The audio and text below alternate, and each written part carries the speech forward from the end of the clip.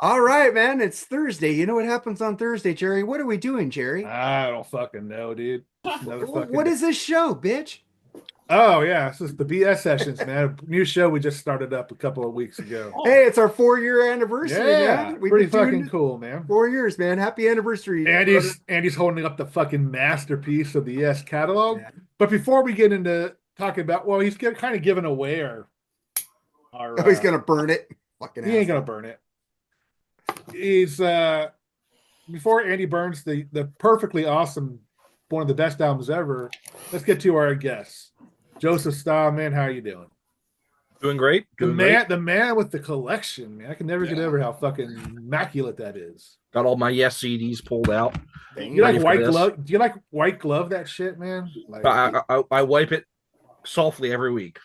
You don't have one of those Swiffer things? No, I do. I keep this shit pristine. I ain't letting that shit get ruined. and then the man with the coolest shirt, besides my Man of War shirt, Travie Patty with the Dark Side of the Moon shirt. What's up, dude? What's up? Good to be here. Talking about a Always good to great, have you. great band. Oh, thanks for Yeah. having me. And then we got my brother from Gridiron SmackDown, Three Shots Down, and who knows what else in the future. Ooh. My Rocklahoma part. Can't wait Yeah. for that.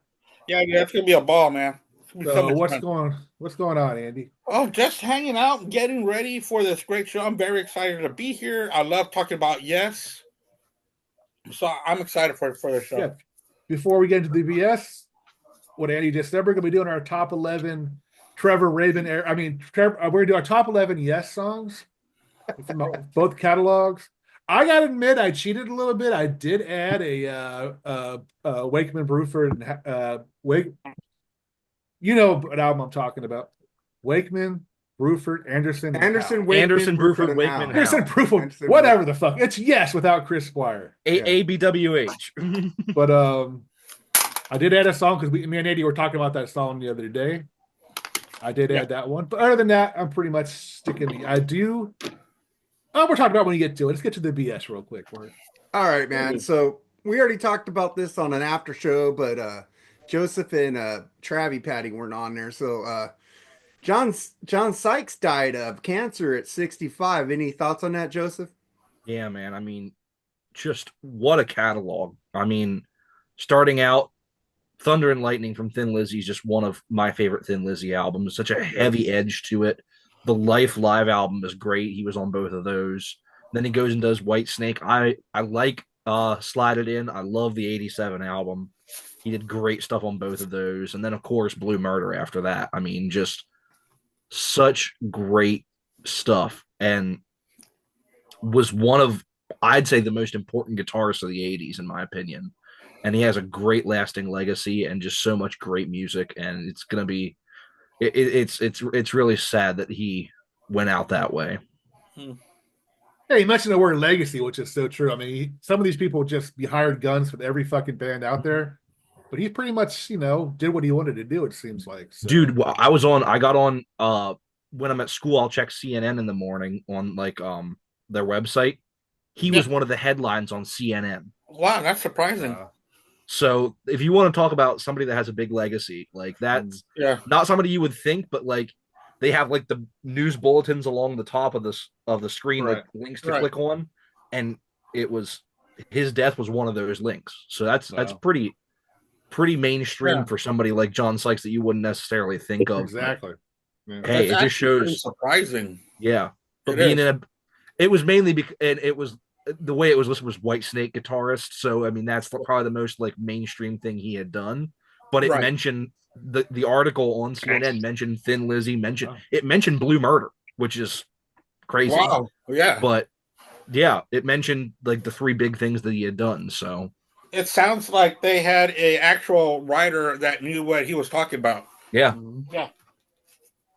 All right, Cool. That's Travie, pretty cool. Travie Patty. Thoughts on John? Yes, this definitely took the wind out of my sails when I heard the news.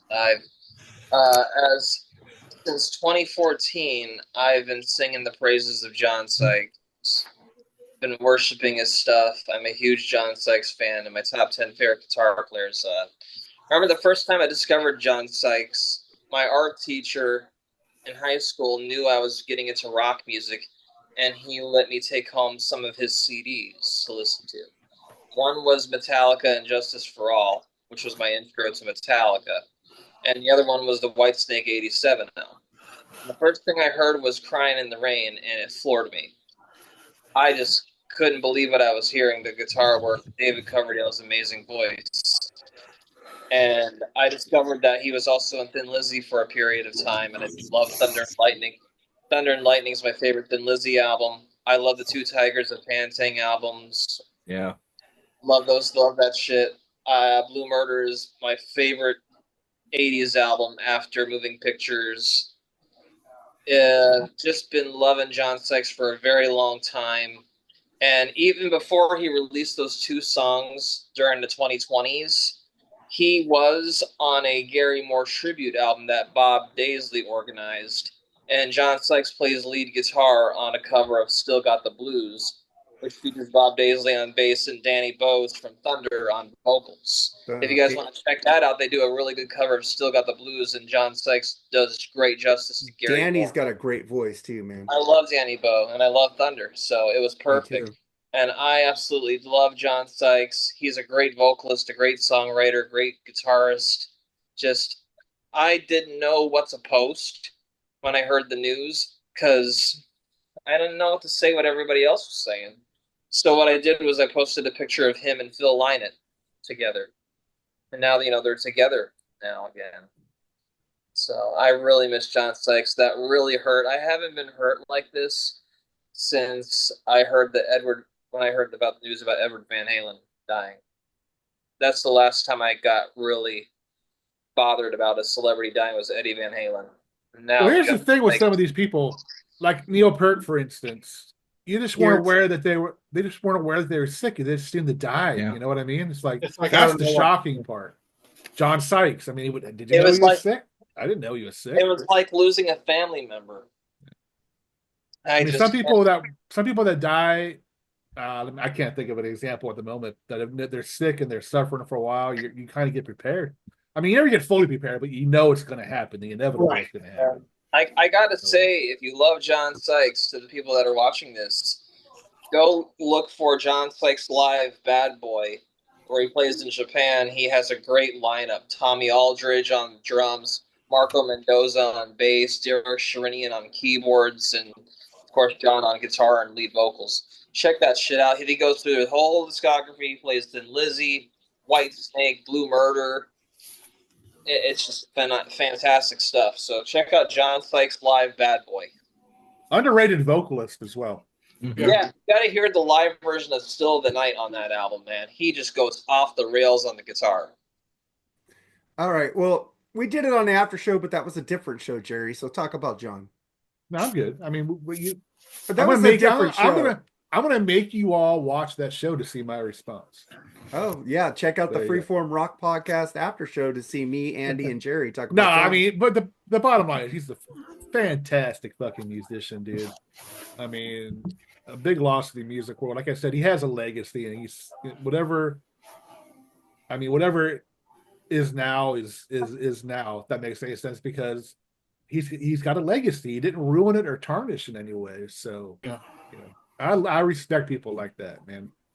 Because you mean to tell me that this man wasn't offered a job anywhere as far as a guitar in somebody's band in the past 15 years? Come on.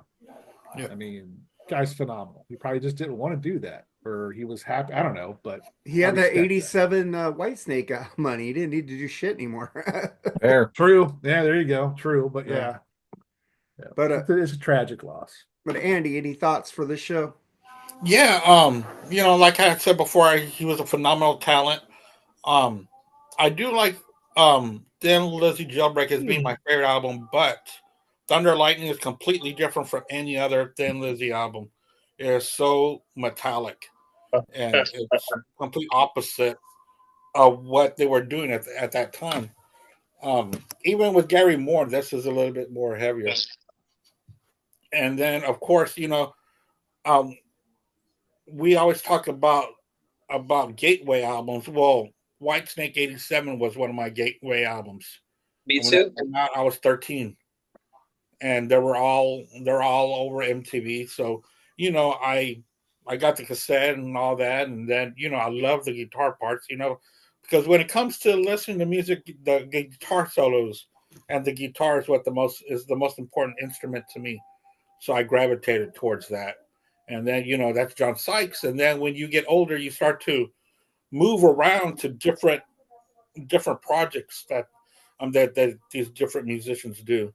So what a big loss. But sometimes people want to keep their stuff private. Especially somebody who was always in the media almost his whole adult life, and now they have cancer, and now we're not going to remember the way they looked to us, because the way that we remember them as being, these rock and roll gods, and larger than life.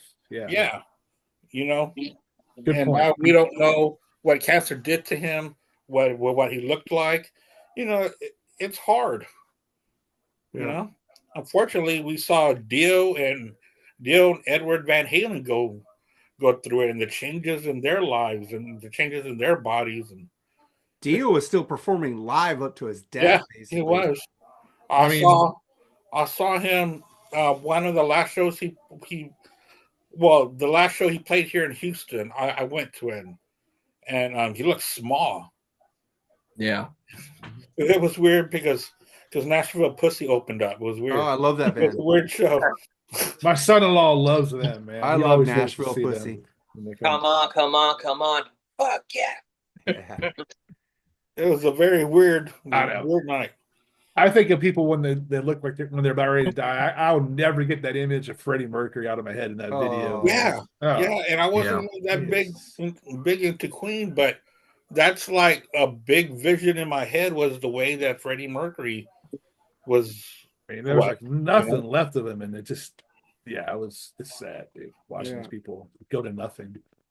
I'm just going to say something real quick about John. He didn't come onto my radar till 87, White Snake, but when I did see those videos, he was not in them. He was already gone. Yeah. The first time I saw him was seeing the Valley of the Kings video from Blue Murder, which I thought was awesome because I love the bass player. I said, I know that bass player from The Firm. I love The Firm. A lot of people don't like The Firm. I love The Firm. do not. I like The Firm. Yeah, I'm right there with you, Joe. I like The Firm. I love all the King's Horses. I love Radioactive. I love the fretless bass guy. But John Sykes, what an amazing guitar player. I didn't get into Thin Lizzy for years later, so Thunder and Lightning is one of the best albums by them, but great loss to the guitar world. And as I said on the after show, I didn't realize how big this guy was because he didn't do a lot of material. But the guitar players and the fans just came out of it was flooded like Eddie Van Halen dying. He's like Gary Moore. Like if you ask a casual person on the street if you know who Gary Moore is, they'll be like, no. But if you ask like a person who knows about guitar and in and out of it, they'll tell you that Gary Moore is a guitar god. Yeah, I think John Sykes is even a little bit more mainstream though. He's a little bit more mainstream. True. I think John Sykes is a little bit more known than Gary Moore would be. Gary Moore got a little bit more known with his Still Got the Blues album. Yeah. Yeah. But I mean, as far as all those projects, I mean, he was in like 4 different major projects in the 80s, and he was pretty well known even by people who weren't necessarily like insane heavy fans like we are. All right, let's get to a happier note. We always talk about deaths. Let's talk about birthdays of people who are still fucking here and rocking. Got Robin Zander, man, just turned 72 today. One of my favorite Robin Zander. Robin Zander rules. Cheap Trick rules. If you don't like Cheap Trick, you know who you are. You suck. All right. Then let's give we're talking about this in the chat room. Hold on. I'm getting to that. I posted this earlier today about him, and I wrote, I hated MacGyver, but I became a Richard Dean Anderson fan when he went to Stargate SG-1. Jack O'Neill, fuck you, Kurt Russell. Sorry. When I first saw him, I go, that MacGyver's playing Jack O'Neill in fucking Stargate. What the fuck is this shit? And then after a season, I go, who's Kurt Russell? Go, he took that role over and made it his own. I fucking love Richard Dean Anderson from Stargate. That's his best role for me. I didn't care for MacGyver. I thought it was cheesy. Do you like puppies? I like Stargate. Do you like puppies? I love puppies, dude. How the fuck can you hate MacGyver then? That show rules. It was dude. boring. I was never. I never got. Oh drawn come into on, man! MacGyver. The guy could build a fucking. This guy was better than the professor. I like MacGruber better. MacGruber. MacGruber was way better than MacGyver. See, in all the shows Come I on. got drawn into from the '80s, MacGyver was just never one of them. It was, that and Airwolf was like Puppy boring. haters. I don't hate puppies. I don't like them, but I don't hate them. You know, whenever I think of puppies, I'm not an animal person. I'm not. whenever I think of puppies, I think of the Primus song. Too many puppies. But it's too many like- puppies. MacGyver was on CBS. It was kind of like I think a Jerry Lawler one. I think in the puppies. 80s I'm you sorry. went to Puppies. you went to CBS for like MASH and the Jeffersons and stuff like MacGyver that. was on MacGyver was on ABC. Oh, ABC. That's why I didn't watch it. The only It thing came I out on Mondays because it was right before Monday Night Football. the only thing I watched on ABC at that time maybe was Three's Company. Oh, dude, I was always on that. Happy I was Days. always on ABC. No, I was on NBC. I was watching freaking Knight Rider, Chips, BJ and the Bear, like in the A-Team. You know, anniversary of the A-Team. Bear. BJ and the Bear. Sheriff Lobo was awesome too. Claude Akins. Wow. BJ and the Bear. Best I two love shows BJ. to come out of the '80s, right there. Right. Yeah. Well, I wouldn't say best two shows to come out of the 80s. Well, I mean, of like this kind of genre of shows. Yeah, of action. Oh, okay, yeah. okay. Yeah, I'd say that. But Chips. Don't forget about Chips. Well, that was '70s. No, Chips Yeah. came out in the 80s, didn't it? No, 70s. Late 70s. 79, right? It's like No. right there in the that was verge. mid Mid '70s. 70s. I swore it was late. I thought It was on into the '80s. I think, kind of like Yeah, but MASH. it was gone by like 81. Yeah, I was gonna say. I think they were just showing reruns. Oh When I was God! little. I Well, started somebody watching looked that TV. shit up. Chips was gone by 81. That's like trying to claim that Emergency was in the '80s. Oh, I know Emergency wasn't in the 80s. Come on. I I'm like gonna look up Dallas. Chips, man. Dallas is good. Well, that was started in 79. Chips was 77, Yeah. Okay, see, late On 70s. the 77, Dallas, 77 to Seven- 83. 83. It went 6 seasons, so in 83 I was watching that. Oh no, Chips was cool. I like Chips. And then I had Dukes of Hazzard. So, Yeah, that was on CBS. Yeah, Yeah. there was hardly NBC was like where I went to in the 80s, basically. Oh, Chips, no, like, ABC for me, No. for Three's Company, Webster. I mean, there Well, were so many- TGIF. I like TGIF. I'll never forget the biggest Oh, no, disgrace I was in television was Of adding course. Vance and Coy to the fucking Dukes of It- Hazzard. it's man. Coy and Vance. Get it right. of course I would like- rather like- I would have rather they just cut those two characters out. Well, Daisy, Uncle Jesse, Roscoe, and But it was Bronco. because Tom Woolpat and Tom Schneider had a contract dispute. So And he they said, came "Fuck back. you, That's how fuck bad you. it went. We'll replace you fuckers," and then replace them. Oh, And the it didn't ratings work. went down. Yeah, Oh, it it did went not down. work.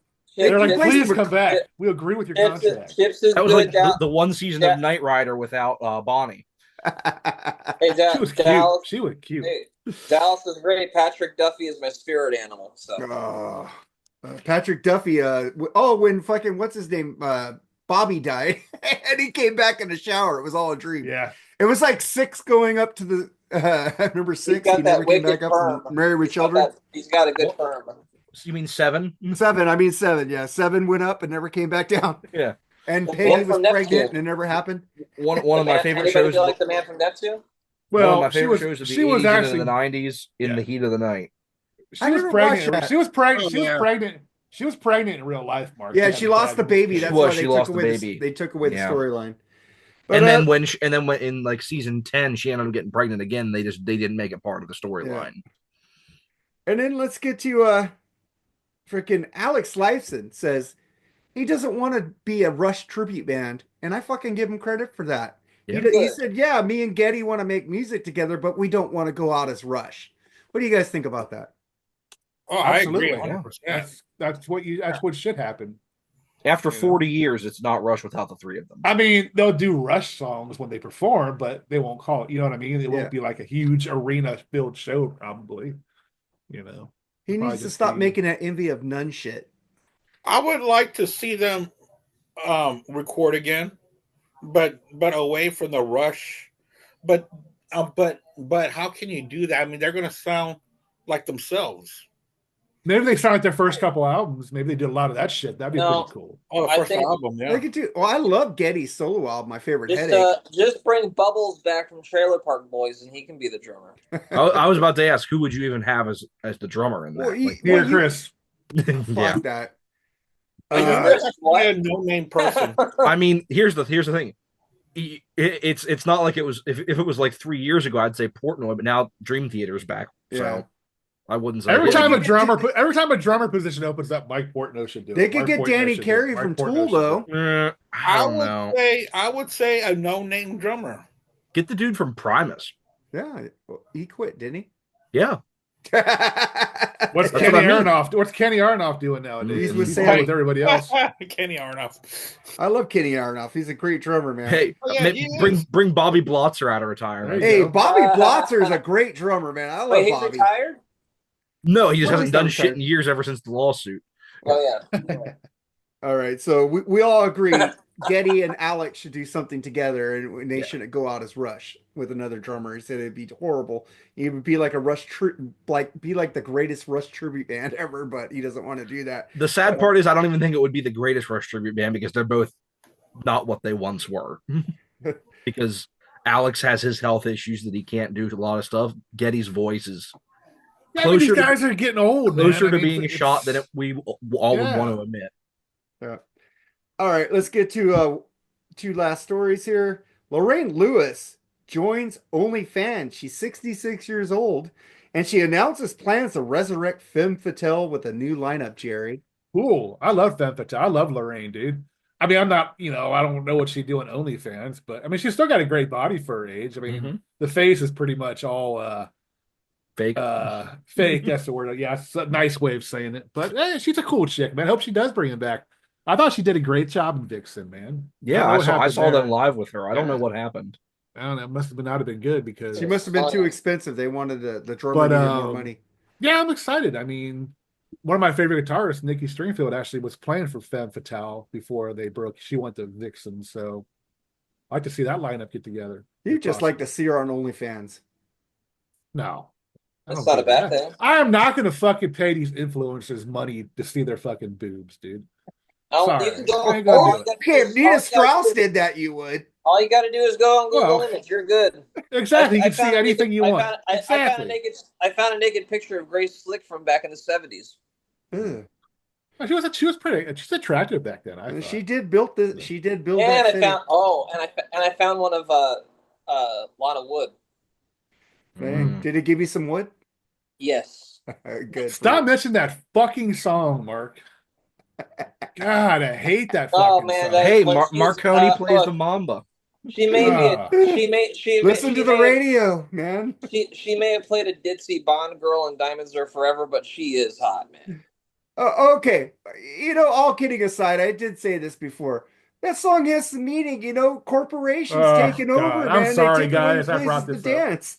Okay, well, Mark, I'll what say about this that girl- I'll say this nicely, Mark. I liked the song. We're not talking about it. I know. What about the OnlyFans girl that fucked like 1,000 guys in like a day? 12 hours. We're, Yeah, I saw we're that so article. off topic. I Right think now. that's a bunch of bullshit. I'm Don't- trying to get back on that's a topic, bunch but of I don't want to BS, interrupt man. people. Okay, Mark. What's the next topic? The next topic, the last topic says Kevin Cronin is tired of fans bugging him to have a proper farewell of REO Speedwagon. What do you think of that?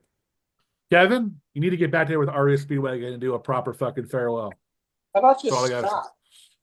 A proper farewell died in 1989. Yeah, it's like he's going on tour with Styx. It's Styx, Don Felder, and Kevin Cronin. Kevin Cronin, formerly of REO Speedwagon. But the Which thing is literally the thing the entire REO Speedwagon Speedwagon lineup without Bruce Hall.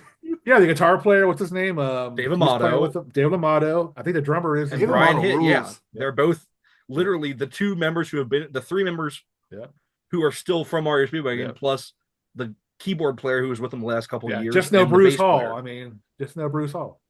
Yeah. Yeah. Well, Kevin says he's not ready to fucking retire, so shut the fuck up. He's like pissed off, all right, man. Let's do it. I think enough with RO Speedwagon. Yeah. I just listened to. Dude. I listened to Get What You Play For a couple days ago, man.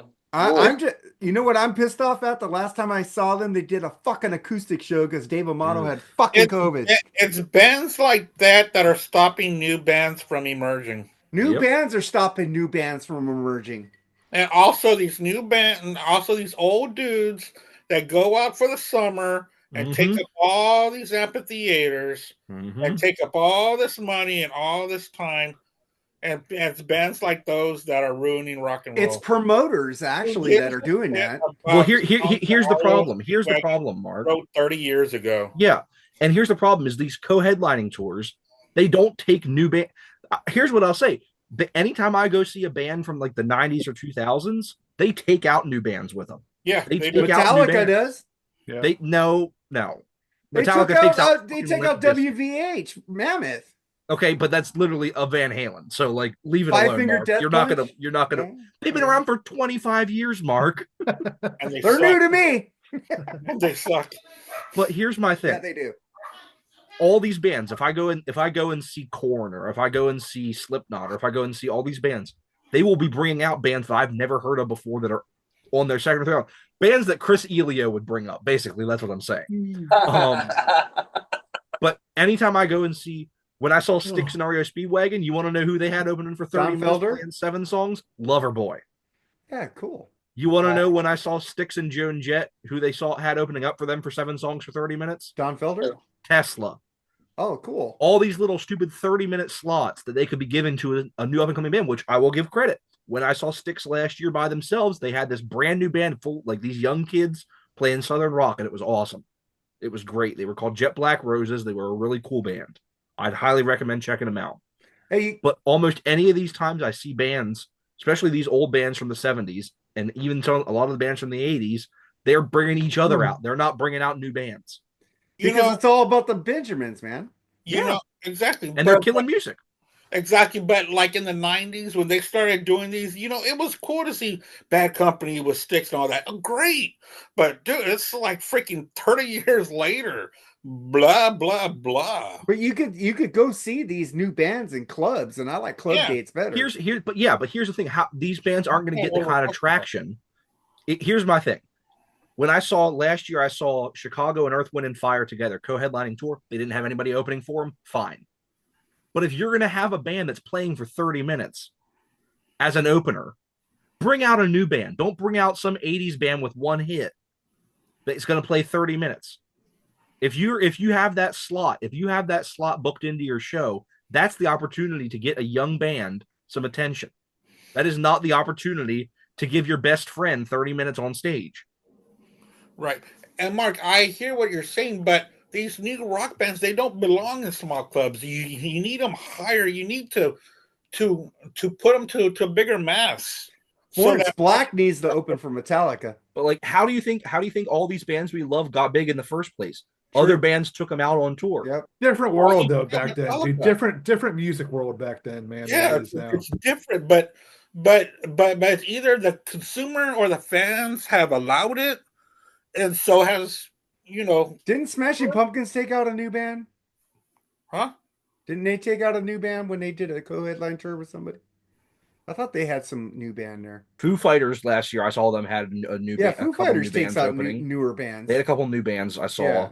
Yeah, but we're talking about classic rock bands. But like that's what I'm saying. That's the difference. Is a lot of these newer bands anymore. A lot of these newer bands will take out new bands. Yeah. They aren't afraid to take out new bands that haven't done anything. Well, all these older bands are going to die, so the newer bands are going to get up there sooner. But here's the problem, and it's also a problem of the consumer, like Andy was saying, because I guarantee if you polled 100 people, if they'd rather see Styx, REO Speedwagon, and Loverboy than Styx, REO Speedwagon, and some band they've never heard of, because at least they get to hear "Turn Me Loose." That's the consumer's fault, because these bands are just doing what the consumers want. When I saw the Black Crowes, they took out Dirty Honey.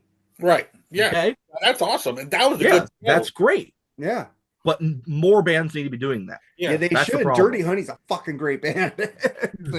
Fuck it, I would like to see the Descoto live, but I don't know about they got another after this 2 albums and one singer left, went back to Australia. I was like, fuck. These new bands need to stop breaking up before they get hit. And they're not staying these together new long. bands need to make money, and they're not because they're relegated to small clubs. That's true, man. And they're getting screwed in these small clubs because these big arenas and these big amphitheaters are being taken up by these old dudes. The Rolling Stones take out like the Pretty Reckless and shit. That's pretty. AC/DC's taking out the Pretty Reckless. They're not that old. No, they're not that old. That's a good. You see, that's a good band to take out because what they're like. Even though they've been together for 2 decades, they've only got like what 5 albums at the most. Yeah, they're pretty new though. And let me ask you a question real quick about this AC/DC tour. Are you surprised? I'm happy for this that they're doing stadiums. AC/DC would never do anything but stadiums. This is the first time I remember them doing stadiums, man. They've been doing stadiums. I've always seen them in. when they're in an Axel DC, they're doing stadiums. Yeah. No, I didn't know that. Well, I always saw them in arenas. It's over the summer. Over the winter, they're playing arenas because it's inside. I'm glad to see that. Don't get me wrong. I just never would have guessed. Well, AC/DC 10 years ago, Black Ice Tour was MetLife. Oh, like they were playing MetLife. That is true. You're right. They did. There was I think they had a live concert too, didn't they? Somewhere. Yeah. Maybe it's. That was in Brazil. Okay. The live at You're River right. Flat. Well, every band can sell out in Brazil. That's how great rock and roll. But no, but like Brazil. AC/DC's been doing stadiums for a long time here. I mean, I've seen them a lot in the 80s and 90s, and it was arenas, man. You know what would be a good arena tour? The Pretty Reckless with The Warning. I saw Pretty Reckless in Hellstorm. The Warning is a really good new band from Mexico. They are good. Yeah, they are really good. I think they're all sisters, aren't they? Yeah, they're all sisters. Okay, okay. I'll check it out. The Warning's pretty good, but I just got one thing. I ain't paying $630 to see Def Leppard at a fucking casino. Fuck you, Yamava. Okay. Or $350 to see Journey at a fucking casino also. When That's amazing. They're doing that here in Journey. I'm like, they were doing that here, and I'm like, oh, maybe I'll go see Journey. I'm looking at the prices. $450 like the cheapest. These casinos are paying them a shit ton of money. Stoned? It's nuts. Listen, and Dream Theater is playing that same casino. Mm-hmm. The same 2 seats that I got in $45. Yeah. I think they're doing it to bring in the high rollers. These old bands are bringing in the high rollers or something. But fuck that shit. Stevie Nicks was $1,000 there. I go, fuck that shit. Yeah. Oh, well, they got to pay these bands to come in, and they need to make their money somehow. But Tesla played there for $50. Yeah, because nobody cares, Mark. We like Tesla. To hire Tesla. As much as I want to talk about Scab Journey, let's talk about a better band. Yes. Yeah, well, I was just about to tell Jerry, let's start this, bitch. I guess we're done talking. Okay. Are we? We'll keep going, Andy, if you got more things to say. No, you go. I didn't interrupt. He did. I'm done. Travis did. I really am. All right. Travis, you interrupted Andy. That's all right. Oh, Andy, I apologize. No, it's all right. I was done, actually. All right, go ahead, Jerry. All right, all you warriors of the world, let's into glory. We fucking ride. Yeah! We are going to be talking about our top 11 Fuck Manowar songs. All right. Oh, man. Why'd you have to bring that shit in there? I'm trying not to make fun of that band anymore. Mark is the Lord of Steel. I'm trying not to make fun of that band. I told you I wasn't trying to make fun of this band. More like the Lord of Oingoy. Us Manowar fans are fighting the fucking world, dude. I am from the Battle Hymns. I am from the Mystic Knights of the Oingo Boingo. That's all right. Anyway, he's from Oingo, Middle Earth, Oingo. You know what, Travis? I'm going to give you an Oingo Boingo up your ass. All right. Ew. That sounds. That doesn't sound like a good time. I'm going to Oingo Boingo your ass with some guy from jail. And that's hopefully the last time we hear the words Oingo Boingo on this show. The first time I got Let's do that off camera, though. Yeah, I don't. We'll put you on OnlyFans. All right, all right, we're doing that. I'm not gonna. Guys, I don't have a body for OnlyFans. All right, folks. You started it with the Manowar shit. So go ahead. I was trying to go into a good intro. I fucked it up with I had it written down on my computer and everything. I fucked up the fucking lyrics. But we're going to be doing our top 11 Yes songs, which is basically Trevor Rabin era Yes, because there could be no else. Well, at least for me and Jerry. I don't know about Travis. But at least this is a cool topic. I thought about this. I know there's mixed feelings. No, I wouldn't say mixed feelings. I would say preference. Some people prefer Steve Howe over Trevor Rabin. Some people prefer Trevor Rabin over Steve Howe. Right. But to say that any of those two sucked as a guitar player is just nonsense. No, Exactly. They're two No. fucking incredible guitar players, man. Exactly. I just my preference is Trevor Rabin era because he's a fucking fantastic. He plays every fucking instrument known to man. He writes soundtracks. I just think he's a very good. Nothing against Steve Howe. His stuff was good too, but I just prefer the Trevor Rabin era of Yes. Yeah, because say some people like rock, yes, and pop, yes. Yeah, hey, whatever. I would have. They had a mixture of rock and pop with Trevor. No, It yeah. wasn't just pop. No. Yes, it was pop. Listen to City of Love. That's City why of Love. John Anderson left, because he was tired of pop music. And Really, he reunited with Trevor and then brought in fucking Wakeman, Rick and Wakeman, they went into ARW. Yeah, He wasn't. Yeah, but that's Trevor. years later when they needed that money. was years later, but I'm talking about the late 80s. He left because it was too poppy and too commercial. Words straight from John Anderson's mouth. Well, listen to John Anderson's solo albums. They fucking suck. They all said it was getting too poppy. Right. Even Trevor said it was getting too poppy. Yeah. But Best one of them all. That's what the fucking record company wanted, is that more poppy sound. But anyway, we're going to be fighting all the way through this, I'm sure. But we're all friends and brothers, so it's going to be friendly fighting. Oh yeah, it's just that the first time I heard like a 902 90. Oh well, you know which album I'm talking about. The first time I heard that, I thought it was Rick DeFonso on a guitar. I didn't know it was Trevor Rabin. I thought it was Rick DeFonso. So all right, I'm going to promote. I'm going to promote a little Trevor here. This Rio album is fucking fantastic. But did you ever get that one vinyl by him? But to prove, I do like Steve Howe. I do own the Steve Howe album, so I like them both. And we'll see. God, I should have got my Can't Look Away album out by Trevor. What our choices are, but let's get it started. Number 11. Number 11, Joe. All right. So my number 11 is from an album that I consider to be very underrated in their catalog. There's a period in the late 70s where they released a couple albums that really don't get talked about too much. And my number 11 is off the album Going for the One. Yeah. And it is the track Parallels.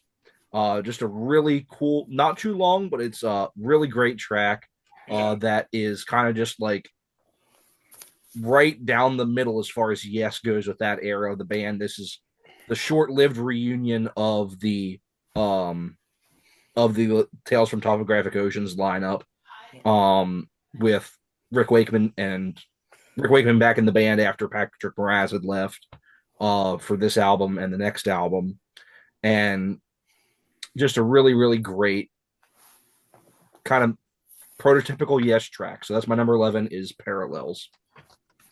Travis. Number 11, the lone appearance of the Trevor Rabin era at number 11, and I love Owner of a Lonely Heart. So that's my number 11 is Owner of a Lonely Heart. Never get burnt out on it. Great FM rock staple. And one of the first kind of cinematic music video too. It kind of had like a movie. One of the first. I mean, Styx's was out there. You see Michael him Jackson's walking away from the crowd. He's going his own way. Pretty cool. True story. But, it's a pretty cool video. But that's the video that got me into Yes. That's a great fucking song. It really is. I didn't pick it, but great pick because I want to pick other ones. All right, Andy, what do you got, man? Yeah, I really didn't rank mine because it was really hard for me to rank. So I'm just going to go down the line. To me, the era of Yes, for me, is in the 70s, except for Drama. I know Drama went to 1980, and Drama is a fantastic album. But I'm going to start off. I'm just going to go right down the line, almost in order. So I'm going to start off the Yes album. This might even be my favorite album by them. I love the Yes album. I know a lot of people love Fragile and Close to the Edge, but to me, this is so damn good. It's a great fucking album. Yeah. And the songs that stick out to me, I'll start off with Yours Is No Disgrace. That's got to be one of the first songs I ever heard by them on the radio, and I was blown away by the changes. You see, that's why I like this era better. There were so many changes within the song. They would jump from a whole different scene into another one. And that's why, Joe, you know, you had said, and I agree, and I respect everybody's views here about Genesis, and I know how much you love Genesis, but I just think that yes, especially in that 70s period, just had so much more jump to them, and they can change their musical palettes in the drop of a hat.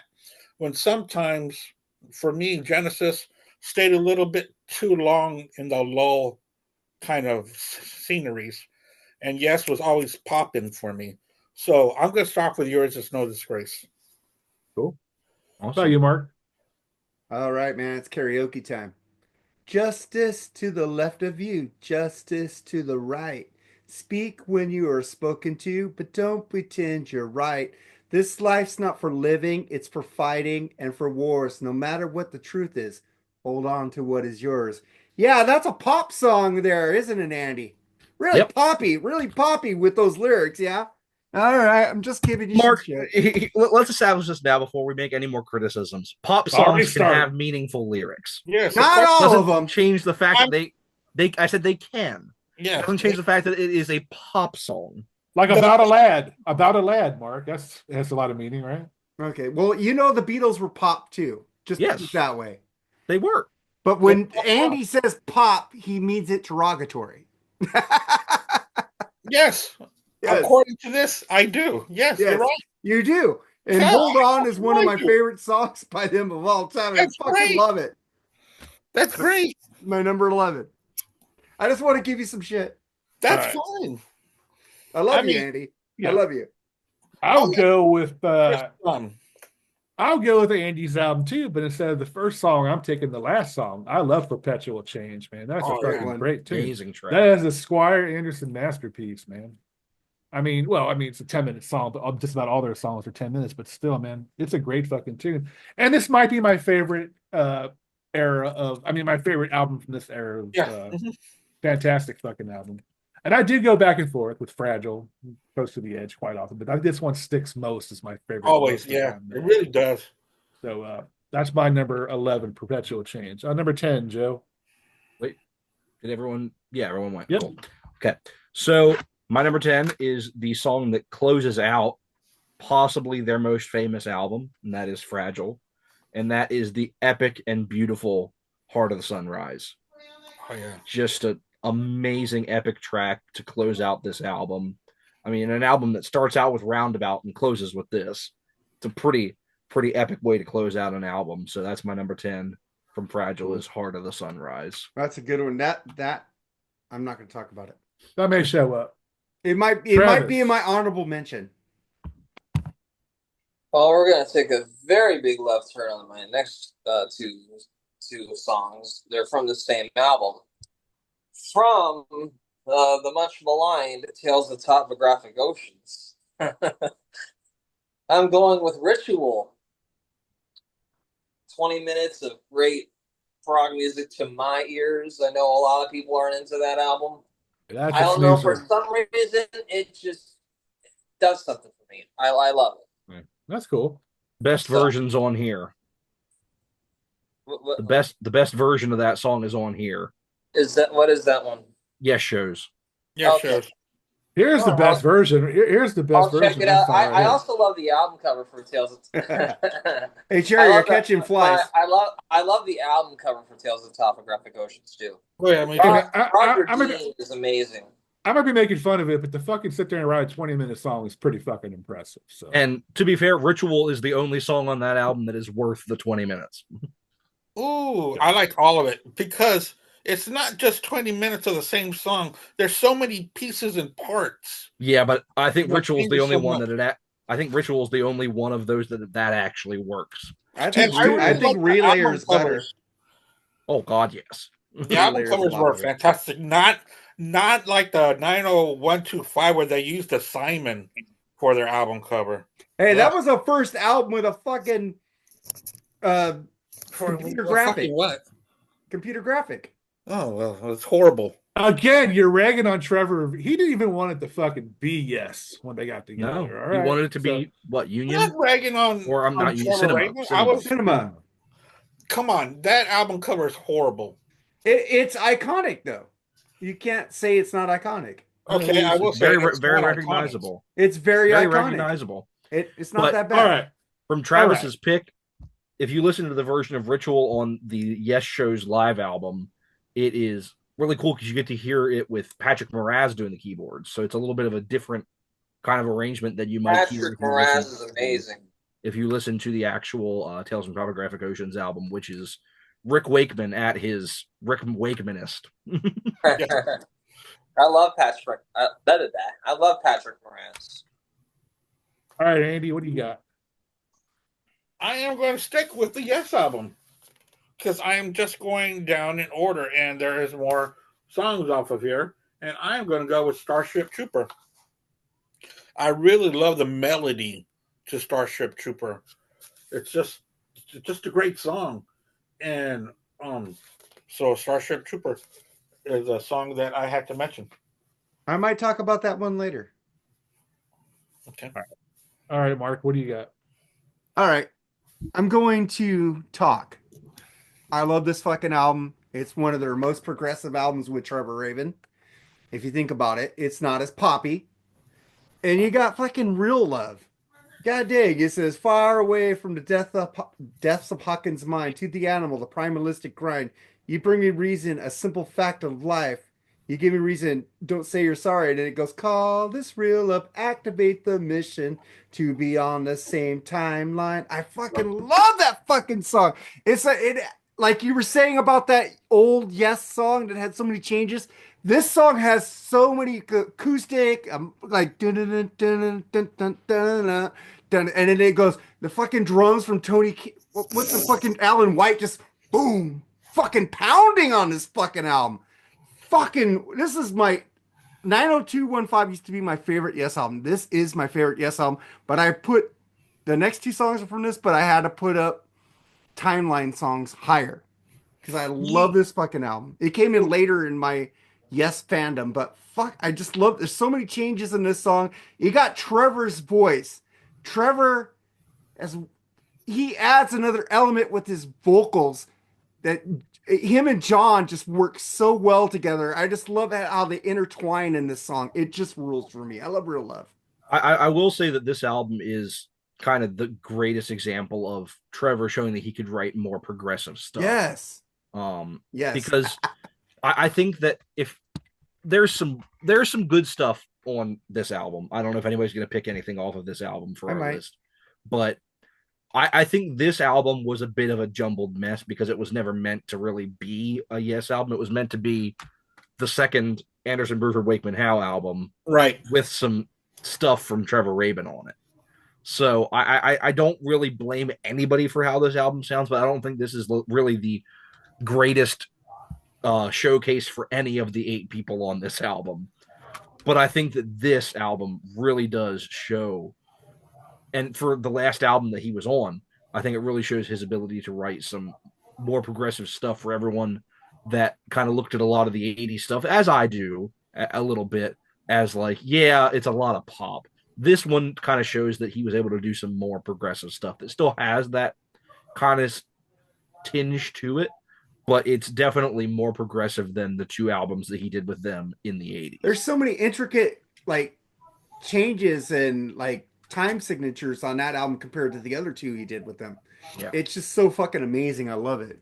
I remember a few months ago, Mark, you had said, because it had been years since I listened to Talking, you said you should go ahead and listen to Talk again, and I did. I almost unfriended you after I heard it, but I decided not to. That's kind of fucked up, man. You like some stuff I don't like, and I don't unfriend you. Jerry Mark, I would never unfriend I know you. Jerry likes Manowar. I don't unfriend his ass. He's kidding. I know you are, and I'm kidding back with you. Come on, There's Mark dragging somebody in there with them as always. And Jerry, you're wearing a Manowar shirt, and you put a Manowar beginning in this episode. So yeah. Fuck you, Travis. can you put an Oingo Boingo intro? Would that actually can you put something really cool and powerful with an Oingo Boingo? Oh, lots of album things with Oingo Boingo. Yeah. Hello, this is the BS Sessions. We're Oingo Boingo fans. This is a song about a lad. Hope you like it. Oingo Boingo! 11 Oingo Boingo songs tonight. Okay, that's our episode. Well, Larry, night, Jerry, what is law? No spill blood. All right. Yeah, I just called you baby. I'm just fucking with you, dude. I know. I'm fucking with you back, bitch. But anyway, Spice Girls more than Oingo Boingo. Anyway, Jerry, what's your number 10? I'm going to pick probably their most poppy album because Andy loves this poppy area of Yes. And it's also, I don't care what Andy said, it's one of John Anderson's best vocals ever. Rhythm of Love, Big Generator. Great fucking tune, dude. This album is poppy. It's probably definitely the more poppy ones, but man, there's great stuff on here, dude. There's a lot of progressive shit on that album too. True, but they're hits. Not much. Pretty. There's plenty on there, dude. Their hits. No, there's not. The hits off here, especially one that I have a hit on here later. Y'all know what that is, I'm sure. Yeah, but then I'll be on later. I think it's a fantastic album. Tony didn't like this album. I still got it too, though. I've got it though. I saw that. That was the first time I got to see them on tour, and that was an amazing fucking show. The Big Generator tour, yeah. But there are all kinds of issues. I saw them at the Forum, dude. People weren't coming to it. It was actually a disaster tour. Yeah, it was a big disaster. It was sold out when it was sold out at the Forum when I saw it. It was a disaster tour. Mm-hmm. That was Union, wasn't it? Thank you very much. I'll be here. No, Union actually did much better than Big Generator. I did see Union also, and that's why they did Union because they had the red. Yeah, I'll get to why I think Trevor's better than Steve after we talk about me. Well, that's just common sense. Yeah, but number 9, Joe. All right, I'm gonna go with another super underrated album. Who knew that the Buggles could make Yes heavier than they'd been in a long time? Off the Drama album. Drama rules. The song that closes the album, the epic Tempest Fugit. What an epic closing track. Oh, yeah. Just a really kind of a mismatched lineup of this band, but one that just produced so much great music on one album. I really wish that they would have been able to do more than just this one album because it's such a kind of a weird mishmash of styles, but it works so well bringing Trevor Horn and Jeff Downs into this band with the core of Steve Howe, Chris Squire, and Alan White. It just really meshed well for this one album, and I'm glad that we got this one album out of it. And so that's my number 9 is the closing track from Drama, Tempest Fugit. Who produced 90125? Trevor Horn. Thank you. Okay. Yeah. What's your point? My point is he's a great producer and a songwriter too. Yeah, he is. All right, Travis, what do you got, man? Number 9, the last appearance from Tales of Topographic Oceans, The Revealing Science of God. Yeah. I love that song. Me too. All right, Mark. Great. Andy. First off, I wanted to say great minds think alike, Andy. No, but I was gonna, Joseph went with the closer. I'm gonna go with the opener. The opener to this is fantastic. A Machine Messiah. Might be coming up again later. And the reason why is because it's introduced to a heavier sound, man. And why is this album so good? Because Steve Howe. Steve Howe's a beast on this album. The dude just goes off in every different direction. The heaviest you can hear him. Just the tone is just so deep and heavy. It's great. Fantastic album. So that's my number 9. All right, Mark. I'm just going to say members of Yes who made great side projects, solo projects, are the two guitar players of this band. Steve Howe and Trevor Rabin. John Anderson sucks solo, and so did Rick Wakeman. Oh, no, I like Rick Wakeman. Oh, fuck no. Chris Squire did some good stuff. Chris Squire, well, he's okay. Fish Out of Water's a great album. That's about it. Vangelis and John Anderson. Swacket's pretty good. I think the best thing that they did solo was fucking Asia, the first Asia album with Steve Howe, and then Trevor Rabin's Can't Look Away. So Fucking great albums there. But I thought Don't Look Away, but this one's better, dude. Oh, the Rio? Rio is much better. Rio's really good, yeah. I think Age is a hit and miss. Yeah. That first album is amazing. Oh, I don't know. I love John Wetton's vocals, man. He's incredible. Oh yeah, I mean, there were good songs, but when you're putting those two together, you're just expecting so much more. What do you think about John Anderson's Band Geeks or whatever he's doing? Is that all? You guys heard that shit? I didn't really like it too much. Really my interest in Yes has gone away since Chris Squire. I was hoping for the ARW. I was hoping for ARW because Trevor Rabin's a great producer. I like to hear some of that shit. They went out live and fucking COVID ruined that because they were going to make an album. Again, dude, we're like, these guys are getting old, man, and Trevor's pretty well off. He just can write songs. Well, he did most of those Jerry Bruckheimer movies, like The Rock and stuff. The scores on that shit. Armageddon, Rockstar. All right. I'm going to go back to my last pick off talk. Walls, man. I love good fucking song. Fucking Trevor singing again, dude. I love it. His voice. It's like ear candy to me, especially when John comes in with him. It's like, okay, it said, don't you know it's my way out to be on my own? When I feel like crying, I do my best alone. Can I give me love and protection to shield my heart? All I fear from doubt is tearing me apart. And then I said, I want to love, I want to give, I want to find another way to live, another shout, another cry. And when the walls come tumbling down, he said, and I like it when he goes, and I'm calling, and he goes, dur, dur, and you hear John Anderson, and they all go, you, and he goes this and guitar, and then it's like so many changes, so many fucking changes in this song again. Fucking great fucking song by them.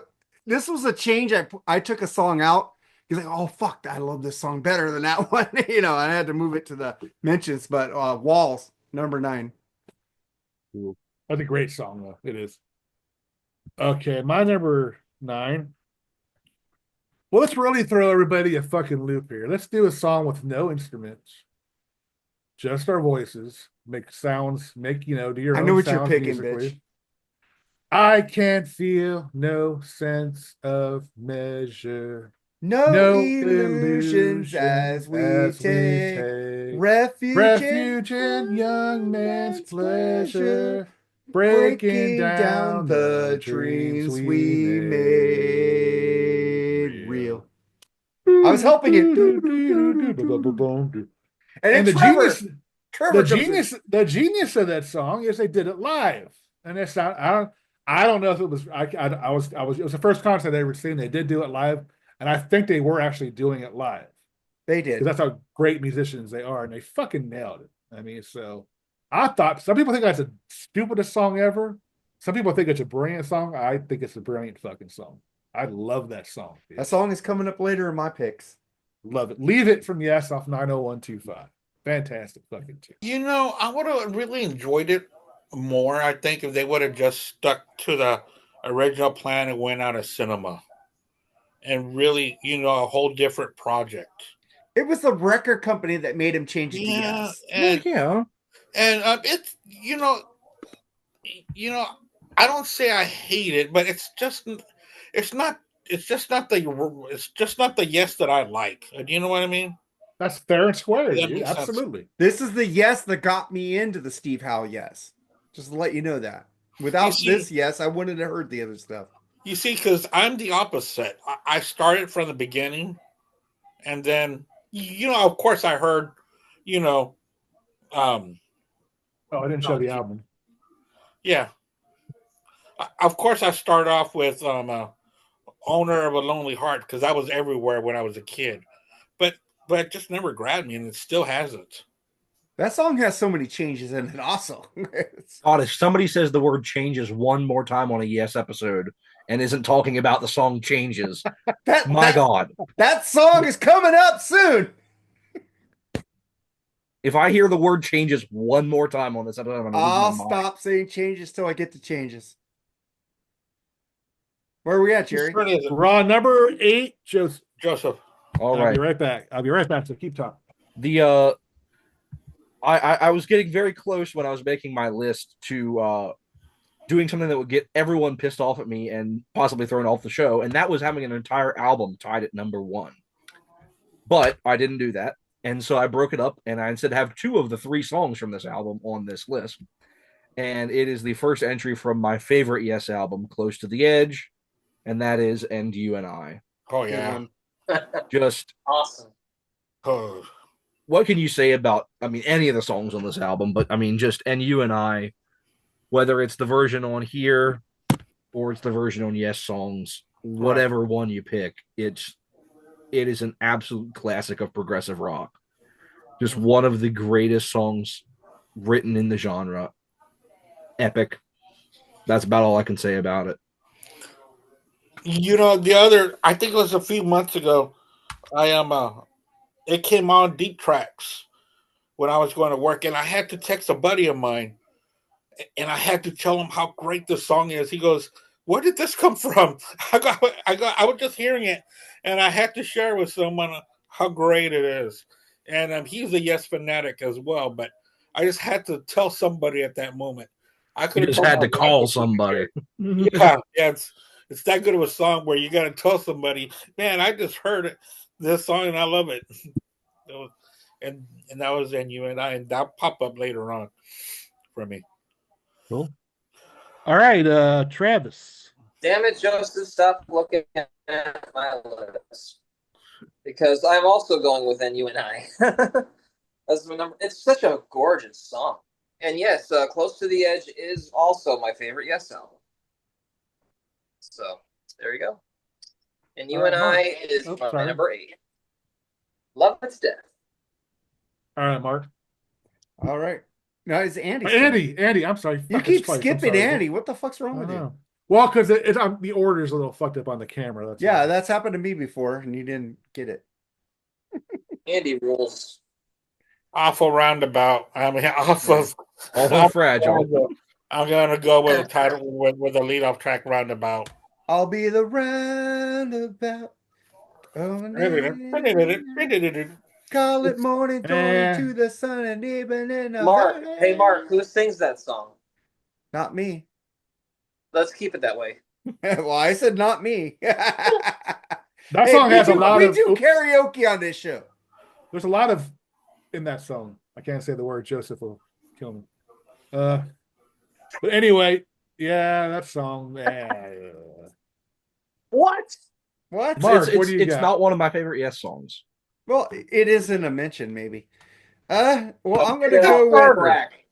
I'm gonna go with. Wah, wah, wah, wah, wah, wah, wah, wah, wah.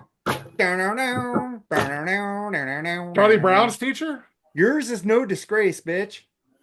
That fucking song has so many. Not saying it, Joseph. So many. I'm not saying it. It's a great fucking song. We're moving through some changes. I didn't say it. I didn't want to fucking piss off Joseph, but it has so many, you know. But it's a great fucking song. Yours is no disgrace. Cool. Steve Howe rules on that song, by the way.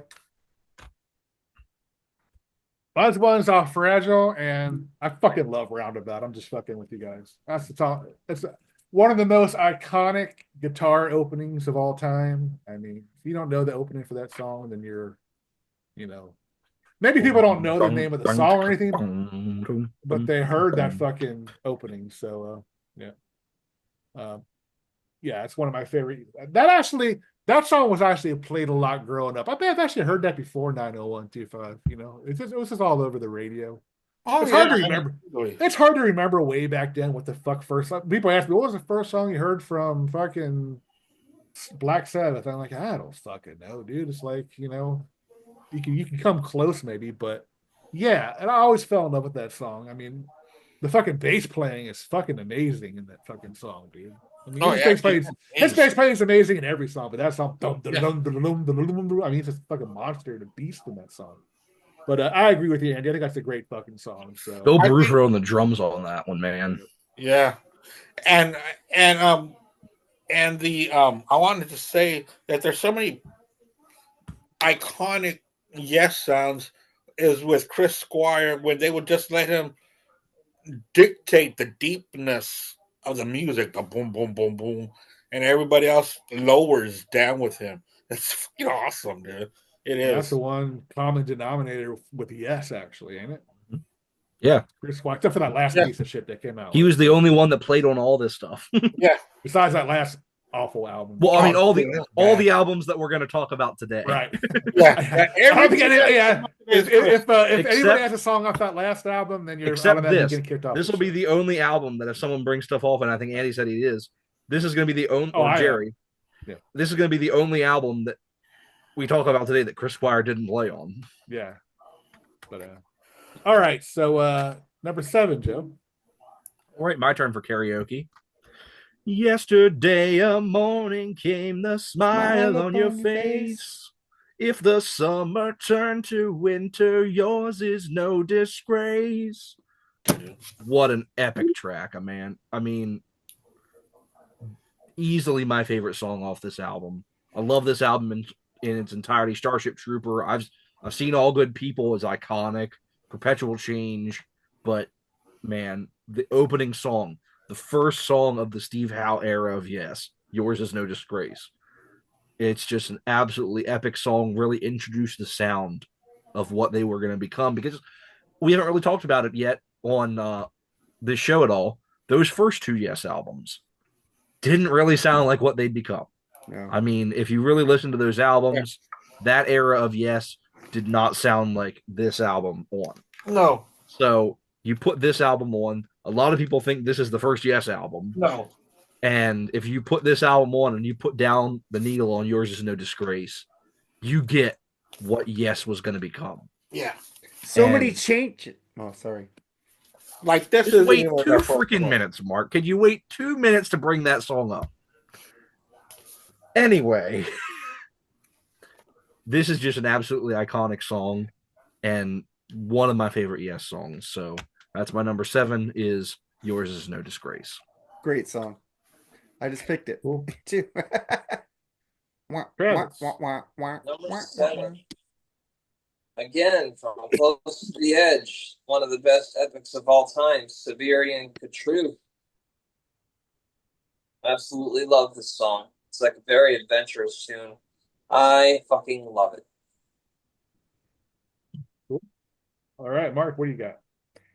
Andy again.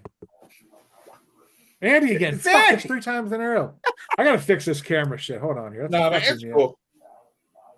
Just remember, when you want to go to Mark, go to Andy first. And the fucked up part about it is I'm writing them down too. I'm still fucking up. I'm gonna go with Long Distance Runaround. Great one. Nice. I know that I'm mentioning a lot of radio tracks, but dude, I mean, they're not, I mean, the way that these songs are, it's hard to say that they're radio tracks, but they are. But it's like these songs should never have been played on the radio because of their they're too epic. lengths. It's too much. It's completely different from anything else that was being played on the radio at that time, and maybe even now. Because if you remember, they never played Genesis of this era, Genesis on the radio. But they played Yes, which is kind of weird. And the same thing with Rush. They didn't play that much Rush of this era. You know, they didn't start to play Rush on the radio until late 70s, early 80s. And look at Black Spinner Circle. We had a great episode yesterday with a great guest named Donna, who was the first DJ to play Rush in America. She was on with us last night, and she was fantastic. And she shared a couple of stories about her and Rush and how she met them and how it came about that her station was the first one to play Rush in America out of Cleveland. So check that out because it's very interesting. I caught a little bit of it last night. I haven't watched She's it a yet. nice lady. It's in my queue. She's a very nice lady. Cool. Oh, all right. All right, Mark, Yeah, what do you yeah. got? No, I might be the only one picking it from Union. The best songs off Union are with Trevor. That's just my opinion on there. And I saw this tour, and I saw Trevor kick Steve Howe's ass on stage. And Steve Howe looked pissed the whole fucking show because Trevor was having fun. Trevor, even John Anderson, put an American flag around him and said he just became an American citizen. I remember seeing that, and Steve Howe looked pretty pissed while the other band was Steve Howe didn't have fun on that tour. Well, to be fair, Steve Howe's always been a bit of a wet mop. Yeah, He, I mean, He never looks like he's recently having fun. they've recently mended fences. he's like Skeletor now. If you look at him, he looks like Skeletor. You need to eat some bread, Steve. Gain some weight. But I do love your guitar playing. I do love you, Anisha. I love If he you. dies tomorrow, it's your fault, Mark. No, it's Yeah, not. no shit. Oh, no, he was great. I just saw him this last summer. He was fantastic. I'm gonna go with "Lift Me Up."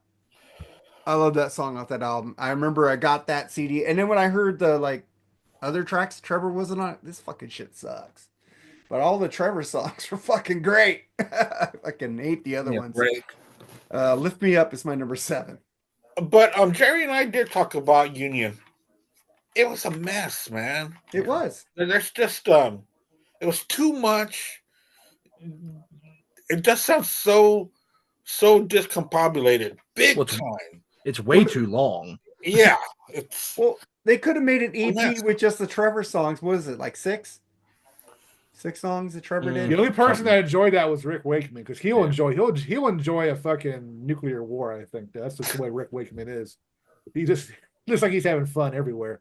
right. But Yeah. I mean, They had a fucking the fucking Trevor songs were fucking great. on the and stage. You well-produced. got Trevor here, and you got Steve over here. They weren't even near each other during that concert.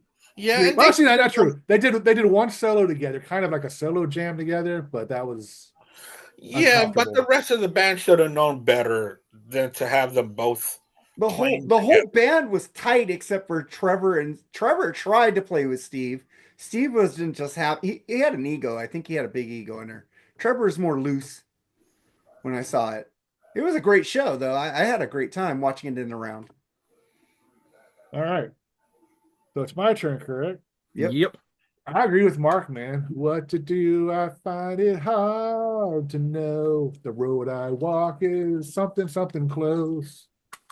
Lift Me Up off Union, man. I love that fucking song, dude. Miracle Great of Life song. is great, too. Just again, you got another great duo vocal from John and Trevor, man. Yeah. This might be Trevor's best, but no, I think Changes is his best vocal on Yes, but well, it's common fucking knowledge. It's like it's gonna be a surprise song for me and you. Come on. I know. But yeah, I agree. I mean, what else can we say about that tour or whatever in the album? It was a train wreck, but it did produce a few good songs, and there are some of the Steve songs I do like on it. Let me think. Let me look. I wish they would release a Pro Shot concert of that tour because it was a pretty good show. Oh, There dude, is. Miracle of Life There is is? a great fucking. Yeah, the Union tour. I didn't see it. It's literally it was a VHS, Well, they don't make VHS anymore. but it's on YouTube, Mark. I don't remember Even Song. I don't remember. I want that song. I want the concert I used to have with the 90215 live show. 9012 Live. 902. Yeah, that was great. I had it on VHS. I wore out that fucking tape. Yeah, it's expensive, man. They need I to put have, that on Blu-ray, man. I have the vinyl of it though. Yeah, but I'm talking about the show, the concert. Yeah. Live. They've got the 50th anniversary of Yes with just Anderson, Rabin, and Wakeman on QB. Tubi's awesome. QB freaking rules, dude. Ain't it though? It's fucking great. Yeah, in fact they're the songs on here, I'm seeing them now. There's 12 tracks. They got Intro Cinema, Perpetual Change, just track 1.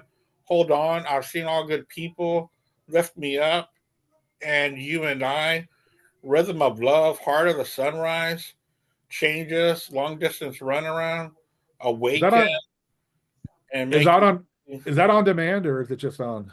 Oh no, it's just on QB. Hey, It's not on demand. hey, Fuck, I just wanna watch It it. is on demand. just remember, it? Jerry, Yeah, it's before on I demand. seen all this good people, this is a guitar. This is a magical guitar. Mark, I All just right. sent you. Mark, I just sent you the YouTube link of the Union Oh, show. cool. I gotta watch that again. I It's missed the that. full pro shot. It's like 2 hours. Nice. 6. Joseph. All right, Mark, it is time. I'm moving through some changes. I'll never be the same. Now you can say it, Mark. One of the greatest pop songs Change ever making written. changes. And yes, Mark, it is a pop song. but it is It one has of a the lot of greatest. changes in that song. It does, but Yeah, it is a pop song. But a and it pop is one song of the doesn't have greatest. that many changes in it. Mark, you have a very weird definition of what a pop song is. There's so many time signatures in that fucking song. Yes, there are. Pop songs can have that. Pop songs don't have fucking time signatures unless you're the Beatles. Hello there. Mark, what would you call every song Rush put out in the late 80s? Fucking progressive? Pop. All right. Now that that debate's settled, Changes, one of the greatest pop songs of all time. Trevor Rabin's guitar and vocals on this are absolutely magnificent. One of the greatest vocals he ever did. And the way he blends with John Anderson on this is just amazing. That riff, that thing he does, it's just fucking. Pop songs don't do that. Yes, they do, Mark. Yeah.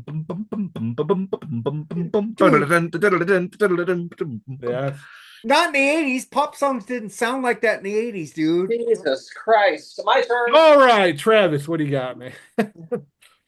I'll get to that later. From Fragile, one of my favorite Yes songs ever, South Side of the Sky. Great Amazing song. And it has changes in it, too. It's just it's a marvel. That piano solo from Rick Wakeman. Oh, you can feel the tension. It's like you're climbing up a snowy mountain hearing that song when the vocals stop. It's just, whew. It just sends shivers down my spine every time I hear it. I love South Side of the Sky, and Andy will go next, and I'm going to go take a poop. Andy, what do you got? This was going to actually come off of the Anderson, Bruford, Wakeman, and Howe project. I'm going with Brothers of Mine. Great song. It really harkens back to the early 70s of Yes. So, there was a lot of suing back and forth because they formed this and they were going to go on tour. And, they were told that they could not use the Yes name. And that's why, they couldn't put on the banners. They couldn't do anything to let them know that they were in the band Yes. But they still outsold their so-called Yes competitors. So that's debatable. That's debatable. At that time. At the time when this came out in 89. Oh, 89 possibly, yeah. No, that tour, when this tour, you're right. Probably twice the gross of the Big Generator tour. At least. I'll agree with you on that one. That was a disaster of a tour. You're right. Okay. Debatable. Can you believe that, Charlie? It's debatable. But I spew nothing but facts here, sir. The nonsense being spread here. Plus, hey, let's go a shout out to Tony Levin, one of the greatest bass players of all time, not named Chris Squire. True. That guy's played a fucking masterpiece. That man's been on everything. Dude, the master of the Chapman, man. You got to give Chris Squire because he is the voice of Yes too with those vocals he did. Oh, of course he is. Of course. Yeah. Chris Squire was what was he like? He was like 6'6" or something. He's a real fucking tall dude. I mean, he was fucking intimidating like when you see him live, dude. I mean, he's fucking big, dude, man. I've never said anything about Chris Squire. Chris Squire is Yes. Yeah. Or Trevor Rabin. Never said Yes. about it. Without Chris Squire, there wouldn't be no Yes. Yeah, Yes died when Chris Squire died. Sorry. Yes, I agree. All right, but where are we at? Me, right? Mark. You, yes. Go ahead. One down, one to go. Another town, one more show. Downtown to give it away, but you never came back. Leave it, man. Fucking, you already did the first part, so I had to do the Trevor vocals. I fucking love that song, man. Leave it. And then the freaking when it just the whole band comes in and just the fucking riff that comes in that Trevor fucking hits. Fucking it's like an acapella song and then it turns into a fucking hard rock song at the end. I fucking love Leave It. One of my all-time favorite songs by Yes. Great fucking tune. Absolutely, dude. All right, my pick is me and Andy were actually talking about this song the other day off the Anderson, Wakeman, Bruford, and Howe album, Vultures in the City. which was actually not released on the original, correct, Andy? It was on the reissue. Oh, Yeah. On a second disc. It is Dude. not on this CD Yeah. right here. It's not on that. Yeah, Rick Wakeman's piano on that song is fucking amazing, dude. And that guitar thing that Steve's doing, man, beautiful fucking sounding tune. And John's vocals are just flow with it. I'm surprised, dude. That's always been one of my favorite any generation of Yes, Asia, whatever song. And I never knew that was on that's very remaster. that track is very hidden and very unheard because it was done on the reissue of this album, and they added a second disc, Mm-hmm. and that's on there. That's a surprising. I mean, that's a fucking masterpiece of a song, in my opinion, dude. Wow, that's just what a shame that wasn't released on the original. It's a great fucking tune. Because I remember it was a B-side, I think. Oh, okay. So I remember talking to anybody. He's like, "That's not on the album." I'm like, "Are you sure?" Mm-mm. I think I have that somewhere. It's on the album, but I didn't know there was a, I think it was I think because the first single was "Brother of Mine," and I'm pretty sure that was the B-side. B-side, "Brother of Mine," and then they had released a 2 CD set of it. Yep. Well, Beth was a B-side too, wasn't it? So you could say still have a master class of a song. Yeah, but that was also on the album, at least. Yeah. Well, okay, Beth was fair on enough. the album. Fair enough. enough. Beth. Yeah. Oh, okay. Enjoy. Beth rules. All right, let's go. I hate with that 5. song, but whatever. I hate that song too. My favorite song off of Fragile, one that Travis just brought up, and that is South Side of the Sky. That's my Beautiful track. Beautiful track on side 1 of this album. What I like about this album, but also what I hate about this album at the same time, is all the little stupid little connecting pieces. Because there's only really 4 real songs on this album, and then a bunch of little weird connecting pieces that are a minute and a half long. And it works on some ways, but then when I'll put my Yes playlist on shuffle, and then all of a sudden the Fish just pops up, I'm just like, oh really? Come on. I'm not doing this right now, so I just skip. But yeah, I'm not. South Side of the Sky, just absolutely gorgeous track. My favorite song off Fragile. All right, Travie Patty. Hello, number 5. My first appearance from the Yes album. And Andy already mentioned this one, Starship Trooper. I absolutely love this song. It's such a sublime tune. It's epic. It's got everything you love about Yes. It's just phenomenal. There's nothing else I need to say. It's just amazing. It's an amazing song. All right, Mark, what do you got? Andy, damn it. I'm sorry. I was just going to tell you. I'm going to go with one that Joe already picked. I'm going to go with the closer of the drama, Tempest Fidget. Another, he had already said that it's one of those great closers that is a signature Yes song, but just done heavier in a way that we never heard.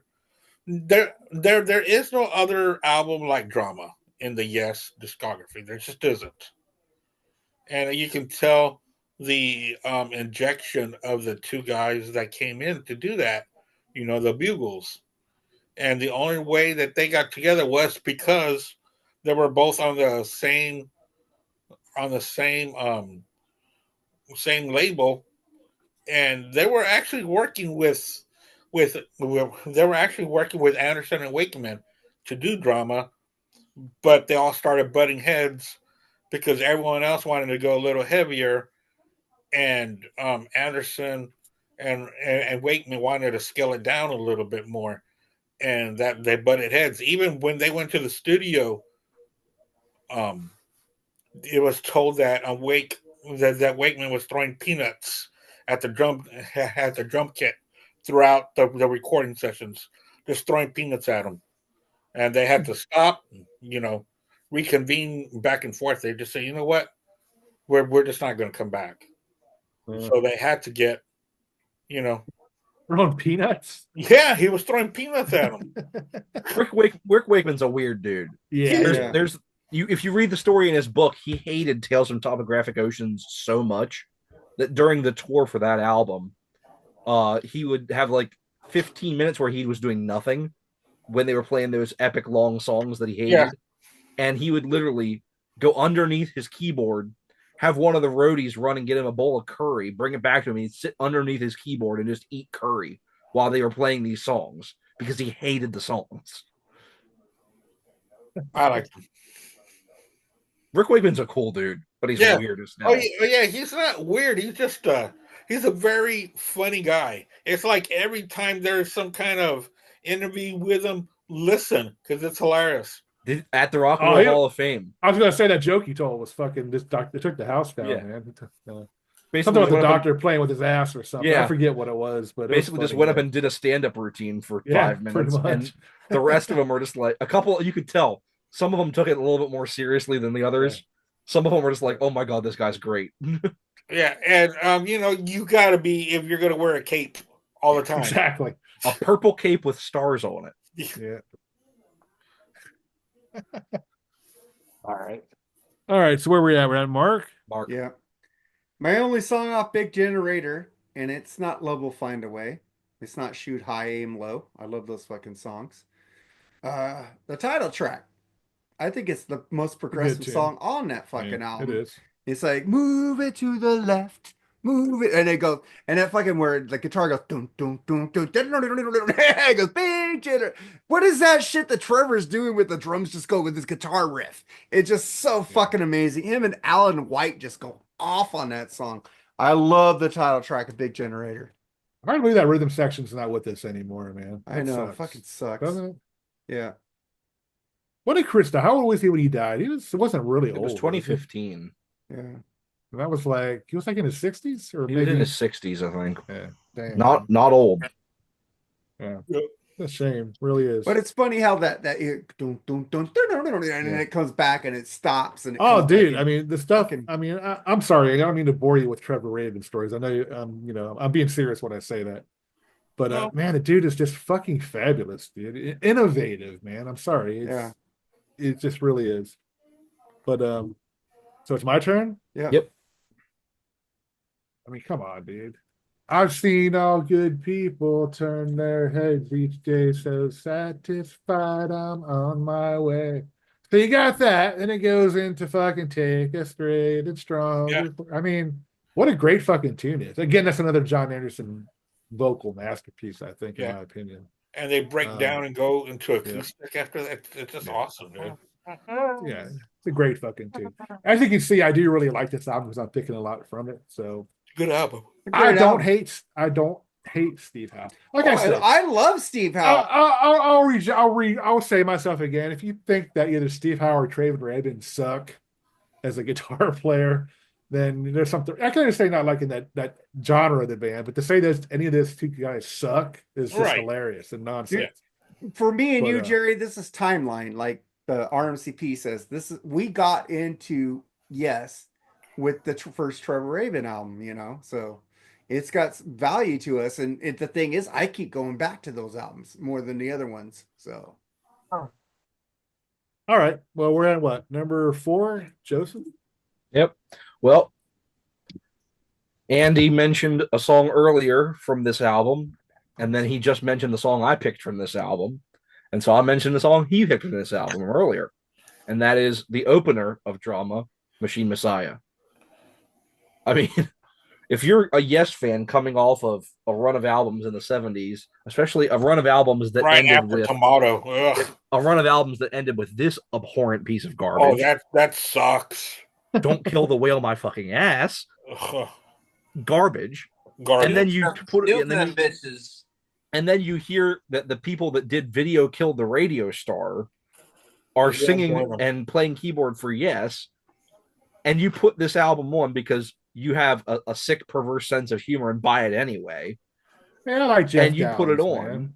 Oh, no, amazing. I absolutely love it. But if you're in that time, if you're in 1980 and you had just come off of this garbage and you hear that the people that produced one of the most poppy things ever released, joined Yes, you'd probably be hard pressed to buy this album. But if you did, and you put the needle down on side one, and you heard the beginning of Machine Messiah, you would not know what hit you, I'm sure, because this is not what you would expect from Jeff Downs and Trevor Horn joining Yes. And I mean that in the best way possible, because it is absolutely phenomenal. This entire album. And I love that song. And that's the funny thing. I love that song. But you would not expect the guys that did that song to do this.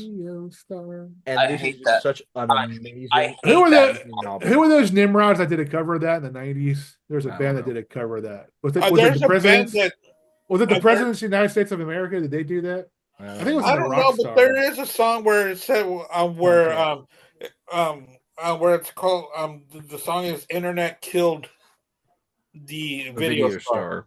Yeah. The internet killed the video star. What's it now? Streaming killed the video star? What would it be called? Streaming killed the internet star. Yeah, streamer killed the cable. I don't know. Whatever you fucking. But anyway, Drama, great album. Machine Messiah, amazing opener. That's my number 4. All right, Travis. I don't like Video Killed the Radio Star at all. Oh, dude, that's a great song. Catchy as hell. MTV history, man. Come on. Yeah. Number 4, Yours Is No Disgrace. I love that song. I love it even more when it's performed on Beat Club, if you ever seen that. Where they're performing in front of that psychedelic backdrop. Have you seen that, guys, at all? No, I've never seen it. There's a thing called Beat Club that existed in the late 60s, early 70s. Right. I'm familiar with it. So. Deep Purple was on there, Steppenwolf, Grateful Dead. A lot of the bands at that time were on there, and Yes was on there. They did Yours Is No Disgrace, and I've Seen All Good People. And I think those are the best versions of that song when they perform it live. But I love the studio version. It's got a lot of great time changes. It's just a masterpiece. But you guys have already talked about it, so I can't add anything more other than it's just a fantastic tune. Great way to open up the Yes album. All right, Andy. Yeah, you got it right. I'm going to go with "And You and I." I've already talked about it when it wasn't my turn, so I'm going to go with "And You and I" off of this album, "Close to the Edge." You know, for something that is such a plain album cover, it's freaking awesome. Of the color of it, it's just amazing. So yeah, "And You and I." All right, Andy. I gotta argue. I gotta fight with you right now. Okay. You think that's an amazing album cover, and you don't like? Yeah, that one's a lot better. I was about to say that. No, dude, it reminds me of that game Simon. It's horrible. That kind of does, doesn't it? That was done by the first Apple computer, dude. But the difference is, I will back Andy on this one. This is very identifiable. Look at has the classic logo and everything on the lettering. So is that. That's not the most generic, most generic possible typeface. It's the 80s. It's a computer logo. It's awesome. I understand that. It's an iconic album cover, but if I'm picking between these two, I'm going to go with this. I would go with because it has the more identifiable logo on it. It's just boring. And not just that. You're boring. You said it yourself. It's computer generated. I want human art, not a computer generated. But an artist did that on the computer, though. It wasn't AI. I opened up a can of worms. I'm sorry. I'm just saying. I'm sorry, but I don't like the album cover. There you go. That's fine. I don't excuse on my own pillow. I like that album better than Close to the Edge. Huh? No, come on. Look at the texture of the green into the blue. That's awesome, dude. It's okay. You know, Trevor Rabin did this album. He did this cover himself. Painted it. There you go. That album cover looks like a plate of Weight Watchers, and the portions are carbs, protein. Yeah. Oh my god! Carbs. Here's this. No, that's a good one. Thank you. Oh, Andy, you come up with a good one there. Yeah, man. I've been writing these down all week. He got some zingers, man. They come out at the right time too, all the time. Like the AC unit in the Dio video. You pointed that out. I'm still laughing about that one because it's true. It's like, wow. He's all dressed in a pelt with a sword. AC unit in the background, yeah, on the roof. All right, Mark, what do you got? I'm just gonna say nobody's like said how Drama was a drop off for Yes. It wasn't that popular until later it became a cult Yes album, and it got way popular later. Because I bought that album in the cutout bin years like in the 80s because it wasn't selling. Mark, I would argue with you. It's a great fucking album, though. I would argue with you that it wasn't a drop off for them because they weren't doing shit in the late 70s. Tormato sold like absolute hot garbage. Going for the One sold like hot garbage. They weren't popular in the late 70s, so it wasn't like Drama was a drop off for them. No, but it didn't do anything really. Well, no, it didn't do anything. But none of their albums. But those three out of those three albums, Drama is the most talked about one right now. Yeah, I'd agree. Yeah. It's also because Jeff Downs is in the band right now, so they play stuff off of it. But the thing is, Into the Lens is my number 4. Amazing track. Camera. Interesting song. Very I love this whole fucking album. This is the only song I picked off this album, but I could have picked Machine Messiah. I could have picked a lot of fucking songs off this album. Tempest Puget. It's a fucking great. I bought it in a cutout bin because of 90125. It's like, oh, what's this? It's $2 vinyl. I'll get it, and I loved it when I got it. I go, wait, this isn't John Anderson singing. Who the fuck is this? And I found out it was the Video Killed the Radio Star guy. And I go, that's pretty cool. I like it. So Into the Lens is my number 4. Well, when they sang for them, the band felt that he sounded the closest to John that they can get. Kind of did, but until they met John Davison. Oh, God, that sucks. Yeah, right. Yeah. How long was he in the band for? Who? Trevor Horn. He was only did that one album, right? He just did that one album, but then he did all the production for a while. You're right. Yeah. Right. Gotcha. Because he still was associated with him for decades afterwards. It sucked for some of these bands from the 70s going in the 80s because the scene was changing so it's bad. Hard. Man. I mean, like Thin Lizzy, I thought suffered going in the 80s. I know people are going to hate me for saying that, but but I know what you're saying. I mean, Phil was just wasted, man, in that period. That album, Tormato and Going for the One and Drama were all in the cutout bin at the time in Tower Records when I went to get it. But I liked the cover better of the Drama, so I said, "Let me get this one," and I picked the right one. Well, 2 of those 3 albums are good. Yeah. All right. I'm gonna pick. Okay, first of all, you got your protein, you got your vegetables, and you got your carbs. Your starch. Where's dessert? Damn. You can fool yourself. You can cheat until you're blind. I love It Can Happen. I love that fucking tune, dude. Yeah. Okay. Just ask. It can happen to you. It can happen to me. I love that fucking song. Dun, dun, dun, dun, dun, dun, dun, dun, dun. I will meet you halfway. I do like that song a lot. The constant fight. That's a good song. I would be stupid and ignorant if I said I didn't like that song. Chris Squire's fucking background vocals on that song.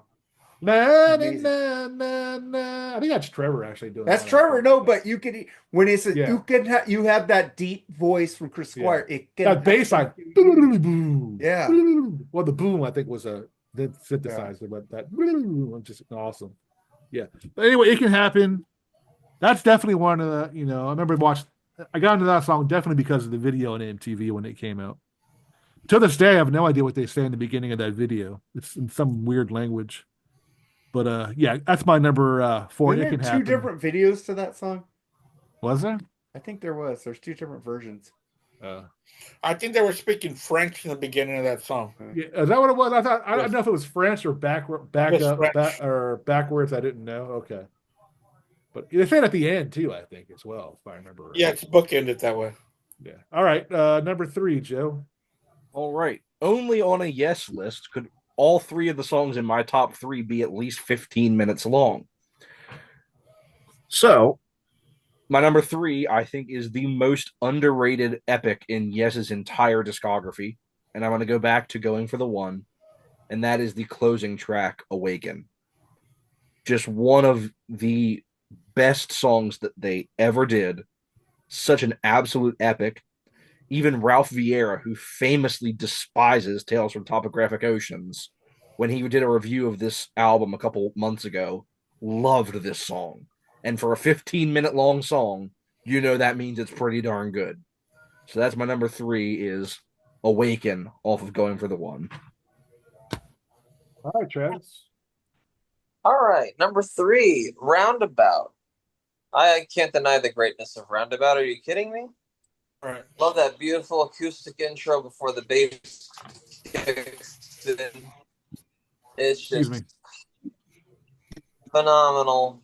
It's an FM staple, but it never gets tired of it. It's just perfection from beginning to end. I love it. Huh? I absolutely love Roundabout. So there's my number 3, Roundabout. All right, Andy. Yeah, my number 3, man. It's going to have to be off of this masterpiece. I absolutely love this album. And I'm going to go, Travis has already mentioned it, The Revealing Science of God.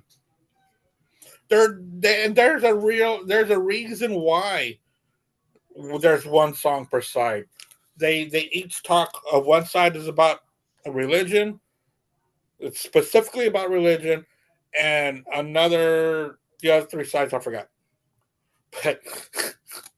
But it's very specific of why there's a song per side on Topographic. So, it took. I do need to admit, it did take me a while because I would read all the negative shit that people would say about it, and I said, you know what, I'm just going to hear it for myself. So, that one's that one. All right, Mark. Well, they did make a movie out of this song, Starship Trooper. But I just had to get that. It was Starship Troopers. It's an ugly planet. It's a bug planet. It's a bug planet, but no. That's fucking weird ass Richards, right? Yeah, Denise Richards was hot, and MPH was in there, man. Neil Patrick Harris, but Michael Ironside, one of the badass actors of all time. Starship Trooper, man, like a great song. Yeah. But I do have to say something about this song. Yeah, sure. I love Steve Howe, the way he plays it. But when I saw Trevor play it, it was a lot better. I think he kills the song better than Steve Howe. I'm sorry. I saw him live do it. Saw them both live do it. Fine. I saw Trevor do it live on Big Generator. And and I saw him on that video I used to have. And Trevor kills it. The solo is a lot better. More soul to it to me. Oh, well, yeah, he copied it, but yeah, okay, fine. No, he changed it. He actually did his own version of it. It was also because he plays with a pick. Steve Howe is what is it? Bluegrass. He doesn't use a pick. He's a finger picker. Yeah, it's a finger picker. It's a lot. He's a finger picker. Finger picker. Hey, he picks his nose when he's doing this song, but I love the original version, but I love it when Trevor did it live a lot better. So that's just my opinion. Sue me, fight me, whatever. Ever. My shoulder. I might. Go ahead. Make the offer. I might. I'll hold his legs down. So you don't think Trevor did this solo better? I don't know. I've never seen him do it. I'm going to be perfectly honest with you, and you guys can laugh at me, call me a schmuck or whatever. Never. But here we go with the Trevor nut swinging. But Trevor Rabin can play Steve Howe stuff in his sleep. Yes. Sorry. Exactly. Schmuck. Exactly. Exactly. The dude's a gifted musician. That's all I'm saying, dude. I'm not saying Steve Howe sucks. He's a very gifted musician. But I'm sorry, but Trevor's just he could. There's nothing that man can't play, dude. He can't. I mean, he makes him look. You ever see him live? He's just up there, you know. He's so smooth. He's so smooth. It looks like Steve Howe is gonna have a heart attack when he plays. I get that. No, absolutely not. Steve Howe. I just saw him this last summer, dude. I'm not making fun of. I'm not fucking ragging on Steve Howe. Like I said, I like Steve Howe's. Yes, I do too. I love Steve Howe. You know, but when I see Trevor do Starship Trooper, it was way better for me. All right. Anyway, is it my turn? Yep. You were going to say that regardless if we did or didn't. I've said this before. I put up the video like a couple of years ago of Trevor doing Starship Trooper. I said I enjoy this, but I have. It's not something new. Oh yeah, I know that, but I'm just saying I knew that you would. It's not surprising because you like Rabin more. You do. Yeah, I'm agreeing with you. That's fine. I love Steve Howe also. I love Hackett and GTR. I love that album too. It's a really great album to me. That is not a great album. I like it. I like it. Bakes and beans. Dude, I'm telling you, dude, GTR and Asia had so much promise that when you play it, you're like, oh, that first Asia album rules though, man. I don't think it does. I love the song Only Time Will Tell, but I'm not a huge fan of that album. Oh, I love that album. Time will tell. We need to review that album one day, Jerry.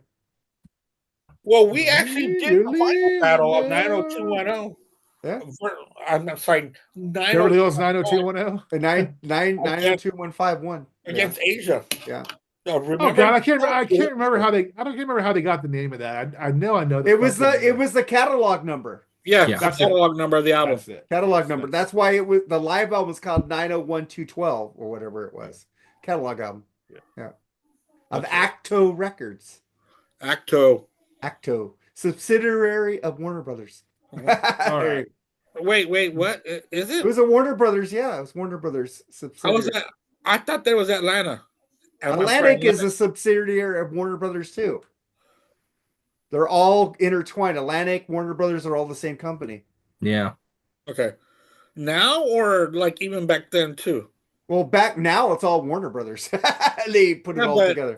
No, but back then I thought. Yeah, back then the tape said Acto Records, subsidiary of Atlantic, subsidiary of Warner Brothers. You hanging in there, Travis? Yeah. I'm hanging in tired. We're almost done, man. We're almost there. All right. My number 3 is, you're a 12-year-old kid and you hear this riff and you help me fall in love with. Come on. Owner of a Lonely Heart's such a great fucking tune, dude. Seriously. That is a great song, man. Again, that's one of the songs people say it's overplayed, this and that, blah, blah, blah. Never. Keep playing Dream On, keep playing Sweet Emotion, keep playing Rock and Roll by Led Zeppelin. I don't care if they're over fucking played. They're brilliant songs. Stairway to Heaven. That happens to fall. Stairway to Heaven. Fuck, who gets tired of Stairway to Heaven? Not me. Whoever says that? A lot of people. Well, I like to have words with those people, but go in freeform and write, hey, who's tired of Stairway to Heaven? See how many answers you get. If you want to get kicked out of the fucking group, say yes. All right. Yes. All right, but anyway, come on, dude. Owner of a Lonely Heart, what a great fucking tune that is, man. And a killer ass video, like I was talking about earlier. The guy from Alien 3, I think. Yeah, he's the guy that's in the main character in that video. But yeah, no doubt that song is definitely high on my list. So number 2, Joseph. Close to the edge, down by a river. The first opening track off my favorite Yes album, Close to the Edge, the title track. 18 minutes and 50 seconds of pure progressive rock masterpiece. Just an amazing track. There's not much more I can say about it. It's one of the most iconic Yes songs, Close to the Edge. All right, Travis. Well, number 2 and number 1, I've been switching constantly, and it's been hard, but I've made my choice. Number 2, my last appearance from Fragile. I'm going with the epic Heart of the Sunrise. Good one. Starting off with a crazy instrumental section before it slows down to an even pace when John Anderson comes in and sings. It's just phenomenal. It's mind-blowing stuff, man. And the ending, and the one thing I don't like about this song is at the end it goes la la la la la la la la la. The "We Have Heaven" part of the song, I can't stand that la la la la la part. Am I the only one that hears that at the end of the song, or do you guys have different pressings of that album? Never mind. Fuck what I just said. The song's awesome. Okay, it's amazing. Shrooms is a powerful drug, man. What? I said shrooms is a powerful drug, man. Oh, I'm not I on think shrooms. I think you're seeing the Care Bears, man. La la la la la. Smurfs. La la The la Smurfs, la that's la. the Smurfs. I'm high I'm on just, life, man. I'm just fucking with you, man. All right. Where we at? We're at Andy. No, you're on Joseph. What? I already went. Oh, you did? Oh, my bad. Yeah, it's my turn. I got it fucking right, Mark. Damn On it. shrooms For now. once, he got it right. I know, I was fucking with him. It was funny. Ah, bullshit. You know you're. All right. Right here. I've got. I've seen all good people. I love that song. They played it live this past summer, and I mean, I know that wasn't John Anderson, but still, you can hear the harmonies, and it was a wonderful time. So, I've seen all good people. It's my number 2. All right, Mark. Number 2. Look up, look down, down. look up, Look look up, around, look up, around. look Look. down. There's a crazy world And outside. you got fucking Chris Squire singing, "There's a crazy world outside." You hear his fucking vocals prominent in it. Fucking, it can happen to you. It can happen to me. It can happen to everyone eventually. As you happen to say, Trevor Rabin is an amazing songwriter because all these songs were basically on a solo album that he made that got to Chris Squire. And Chris Squire took it and gave it to John Anderson. You want to be with this? This guy is a genius. We need to hook up with him. Yeah, I have the original Trevor Rabin demo album of this. Yeah. Oh, really? I've heard it. Yeah. It's really fucking good. Yeah. The record company said, "Hey, you need a guitar player. Have you heard this guy?" And they gave them the demos that Trevor did of this album. Oh, wow. Fucking amazing. I love it. I'll send it to you, Andy. You got a Dropbox? No, How am I going to send it to you then? I don't know. I'll find it. track I'll at a find it time. on YouTube. And send you the YouTube shit. All right, that's fine. I will. I will listen to it. Okay. Hold on. Oh, Hold no. on. Love that fucking tune, dude. Might as well keep this album out for the rest of the night. But Might as yeah, well. I mean, I think it was you. Well, of course it was you that picked up Mark because nobody likes that song but us. So This album. great fucking song, dude. Hey, we've been overruled that Steve Howe is the guitar god on this fucking group. So Yeah, I guess so. 3-2. Yeah. yeah, 3-2. All right, but that's my number 2. All right. Uh-oh. The Andy Rodriguez number We 1. got. I think we got the Andy in every every show. The Andy comes Because up, we man. love Andy. Andy Yeah, rules. exactly. Thank All you. right, number 1, Joseph. Well, anyone on this list who picked a song from Tales from Topographic Oceans, I see your Tales from Topographic Oceans. And if you want a 20-minute Yes song that actually works, there's only one of them. Great Gates one. of Delirium. It's the Great only 20-plus minute Yes song that I think actually works as a cohesive piece. Cohesive. I think that this piece of music is just unbeatable in terms of 70s progressive rock. I think this is right up there with Supper's Ready by Genesis. This is right up there with In the Court of the Crimson King. This is right up there with anything that any of these bands are putting out. This is right up there with Echoes. This is right up there with all of these amazing progressive epics of the 1970s. This, to me, is Yes's masterpiece, Gates of Delirium. Cool. All right, Travis. Well, number 1 is the only track I have not mentioned off of Close to the Edge, and we all know what I'm talking about, is the title track. It's always been my favorite Yes song. It's my favorite if it's not my favorite progressive rock song of all time, it's definitely my number 2. Everything about it is amazing. one of the best keyboard solos of all time from Rick Wakeman. And I love that part where Rick Wakeman plays this organ part where it sounds like funeral music or something you'd hear in like Dracula's castle. It's just amazing.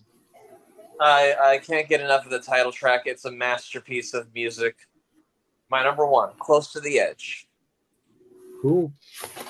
All right, Andy, I'm gonna get you right this time for the last. Yeah, my number one is going to come off of this album.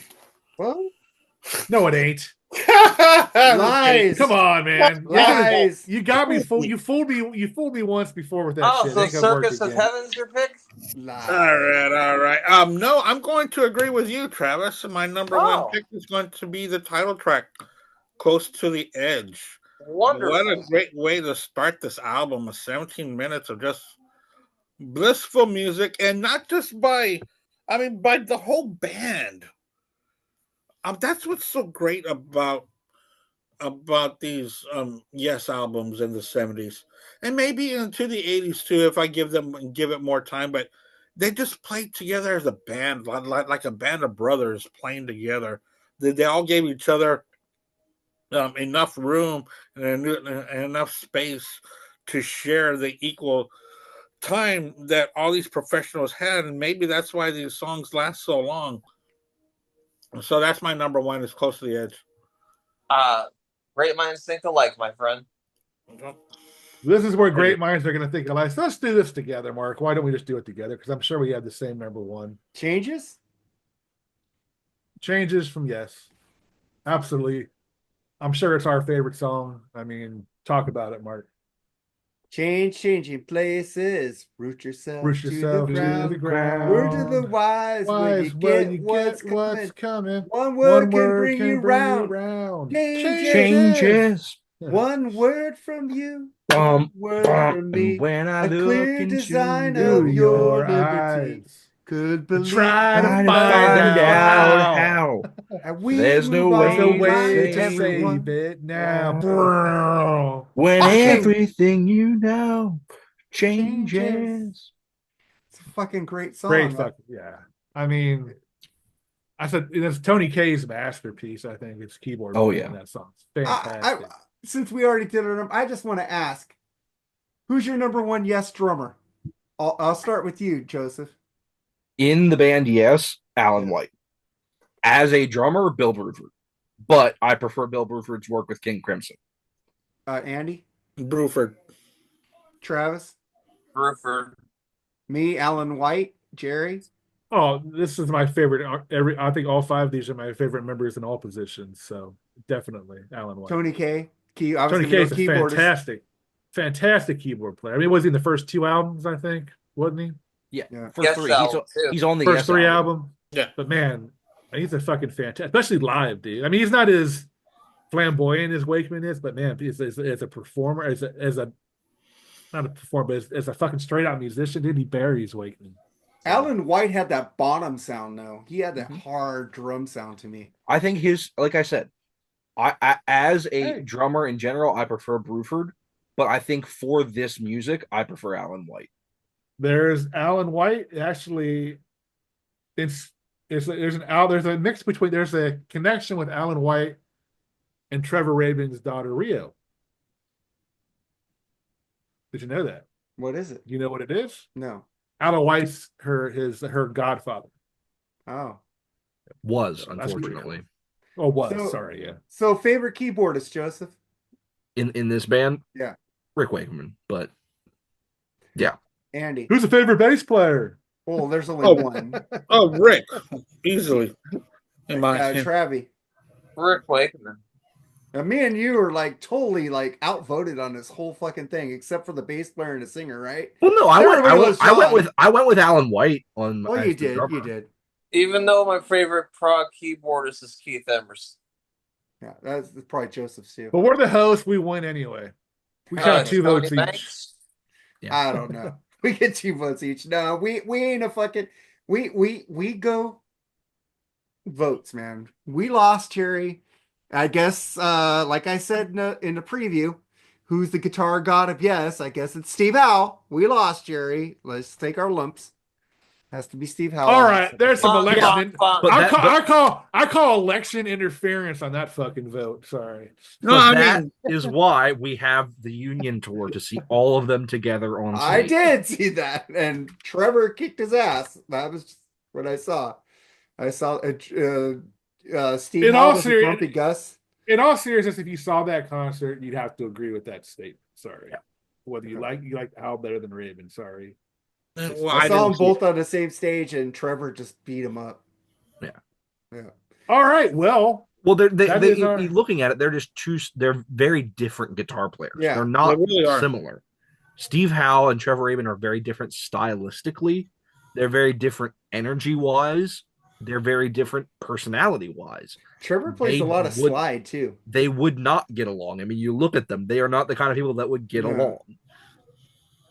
well, nobody gets along with Steve Howe. All right. Yeah, well, but the thing is that Steve Howe was known as the only slide guitar player in prog music. Trevor did a lot of slide, and Yes. Yeah, too. but who did it first? Probably. He Uh, he had to David do Gilmour. it because of him. Because Oh, of him. well, yeah, that's prog. But, It's weird. I don't really consider Pink Floyd prog, but they are, I guess. They Well, are. speak to me and breathe. That's Well, he doesn't like the slide. He uses the lap steel. is He what does. uses, Oh, Gilmour. my He bad. doesn't use I the- get he says those he's confused. different.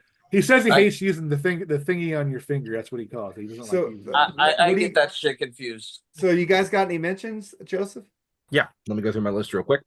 Pretty much. I mean, everybody's pretty much mentioned most of the stuff on my honorable mentions list, but Starship Trooper, Long Distance Runaround, Siberian Catru, Ritual, Sound Chaser off the Relayer album, Turn of the Century, Into the Lens, It Can Happen, Leave It, Hold On. That's my honorable mentions.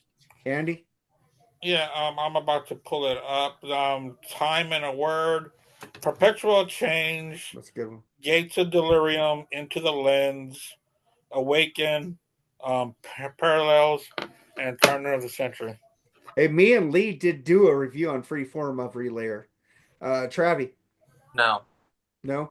All right. Well, I got from 902 City of Love. That's a fucking great fucking bass line by Chris That's Squire. a good song. City of Love, fucking Tempest Frigid. I've seen All Good People, Roundabout, Heart of Sunrise, and Endless Dream. Tony K fucking rules on that song on top. Oh yeah, I got one more. I forgot. Okay. Their cover of Simon Garfunkel's America. America. Fuck yeah, dude. It's badass. Jerry, mentions? Yeah, Yours Is No Disgrace, City of Love, Masquerade off Union. It's a great fucking song. Heart of the Sunrise, and their best real poppy song, Love Will Find a Way. I love that song too. So that was our episode, Jerry.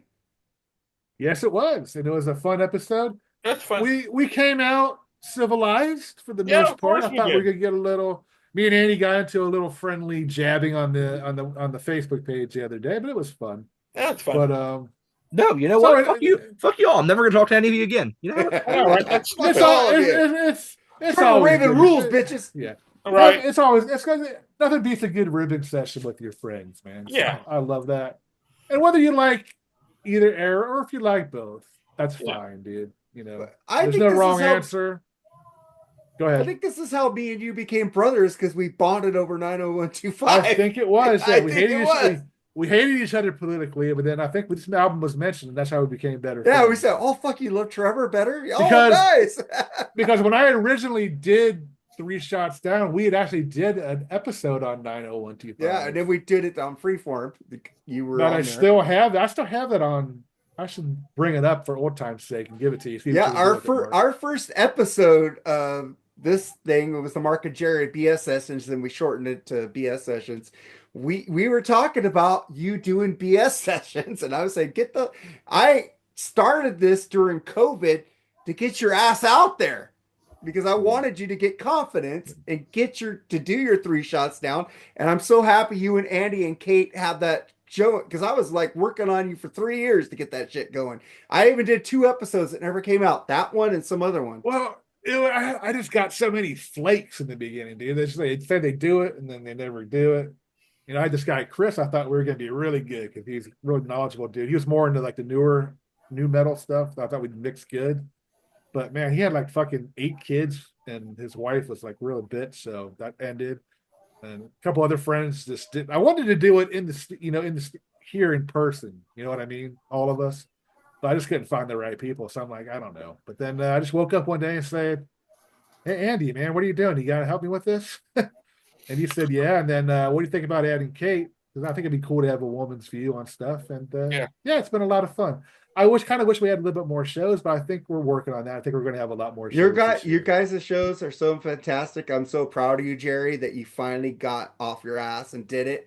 I was pushing. How many years was I pushing you? 3 years to get that shit going? Well, I mean, I was also sick one year, dude, real bad. Yeah, you were, but I was still pushing your ass to get your shit going. And some other guy said, "Oh, look, he's leaving." I'll go, fuck that. I've been pushing him for years, bitch. That guy did not. He did not want me to join Freeform either. No, he didn't.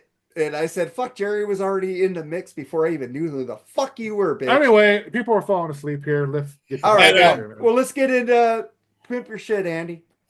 We are going to be working on a new episode for 3 Shots Down, actually, and I cannot wait for this one. This is going to be song. Us 3 are going to pick a song about a true life murder, and the song it talks about that murder. So we're going to talk about the actual event and intertwine it into a song. So we're going to be working on that. Hopefully, it's out by the end of next week. Also, I wanted to have a little extravaganza for our gridiron so sorry, Smackdown. For our Gridiron Smackdown show. I want to do it Sunday night after the championship games, and I want to get a group of us to talk about the up and coming Super Bowl. So I will send out invites, and we'll do that. Yeah. If Jerry's available that night, of course. Yeah, absolutely. Which will be Sunday night. So, all right. Anything, Joseph? Live music. Yeah, of course. Travi, you're on the 500th episode of Freeform. Well, yes, I am. February. Yeah, so you kind of pushed your way onto that, so I let you do it. So I'm just gonna say tomorrow on Freeform Rock Podcast, we have the new Marilyn Manson album, One Assassination Under God Part 1 review.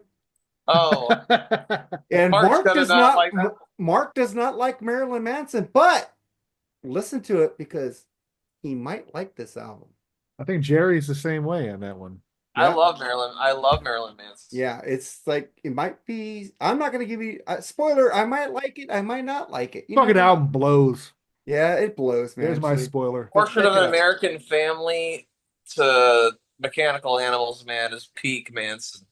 Okay, but next week on BS Sessions, we got Andy's pick, our top 11 songs of 1984. Holy shit, I was looking at the list. This is going to be a fucking hard one to nail it down, man. Yeah, it's going to be hard. It's going to be... Dude, I'm already breaking it down, and I still have to break it down more and break it down more. Because here's the question. Here's the question, Andy. Yeah. I haven't confirmed. I've not even put my name in there yet. But for anyone involved, yeah, is it songs that the album was released in 1984, or that they were released as singles in 1984? I was going to ask that to you because there are songs singles that might have been on albums from 83 and 85 that were released as singles in 84. The singles that were released in 84. Okay. The songs I was going to ask you that question also. Were on the Billboard charts or whatever, but in 1984. Okay.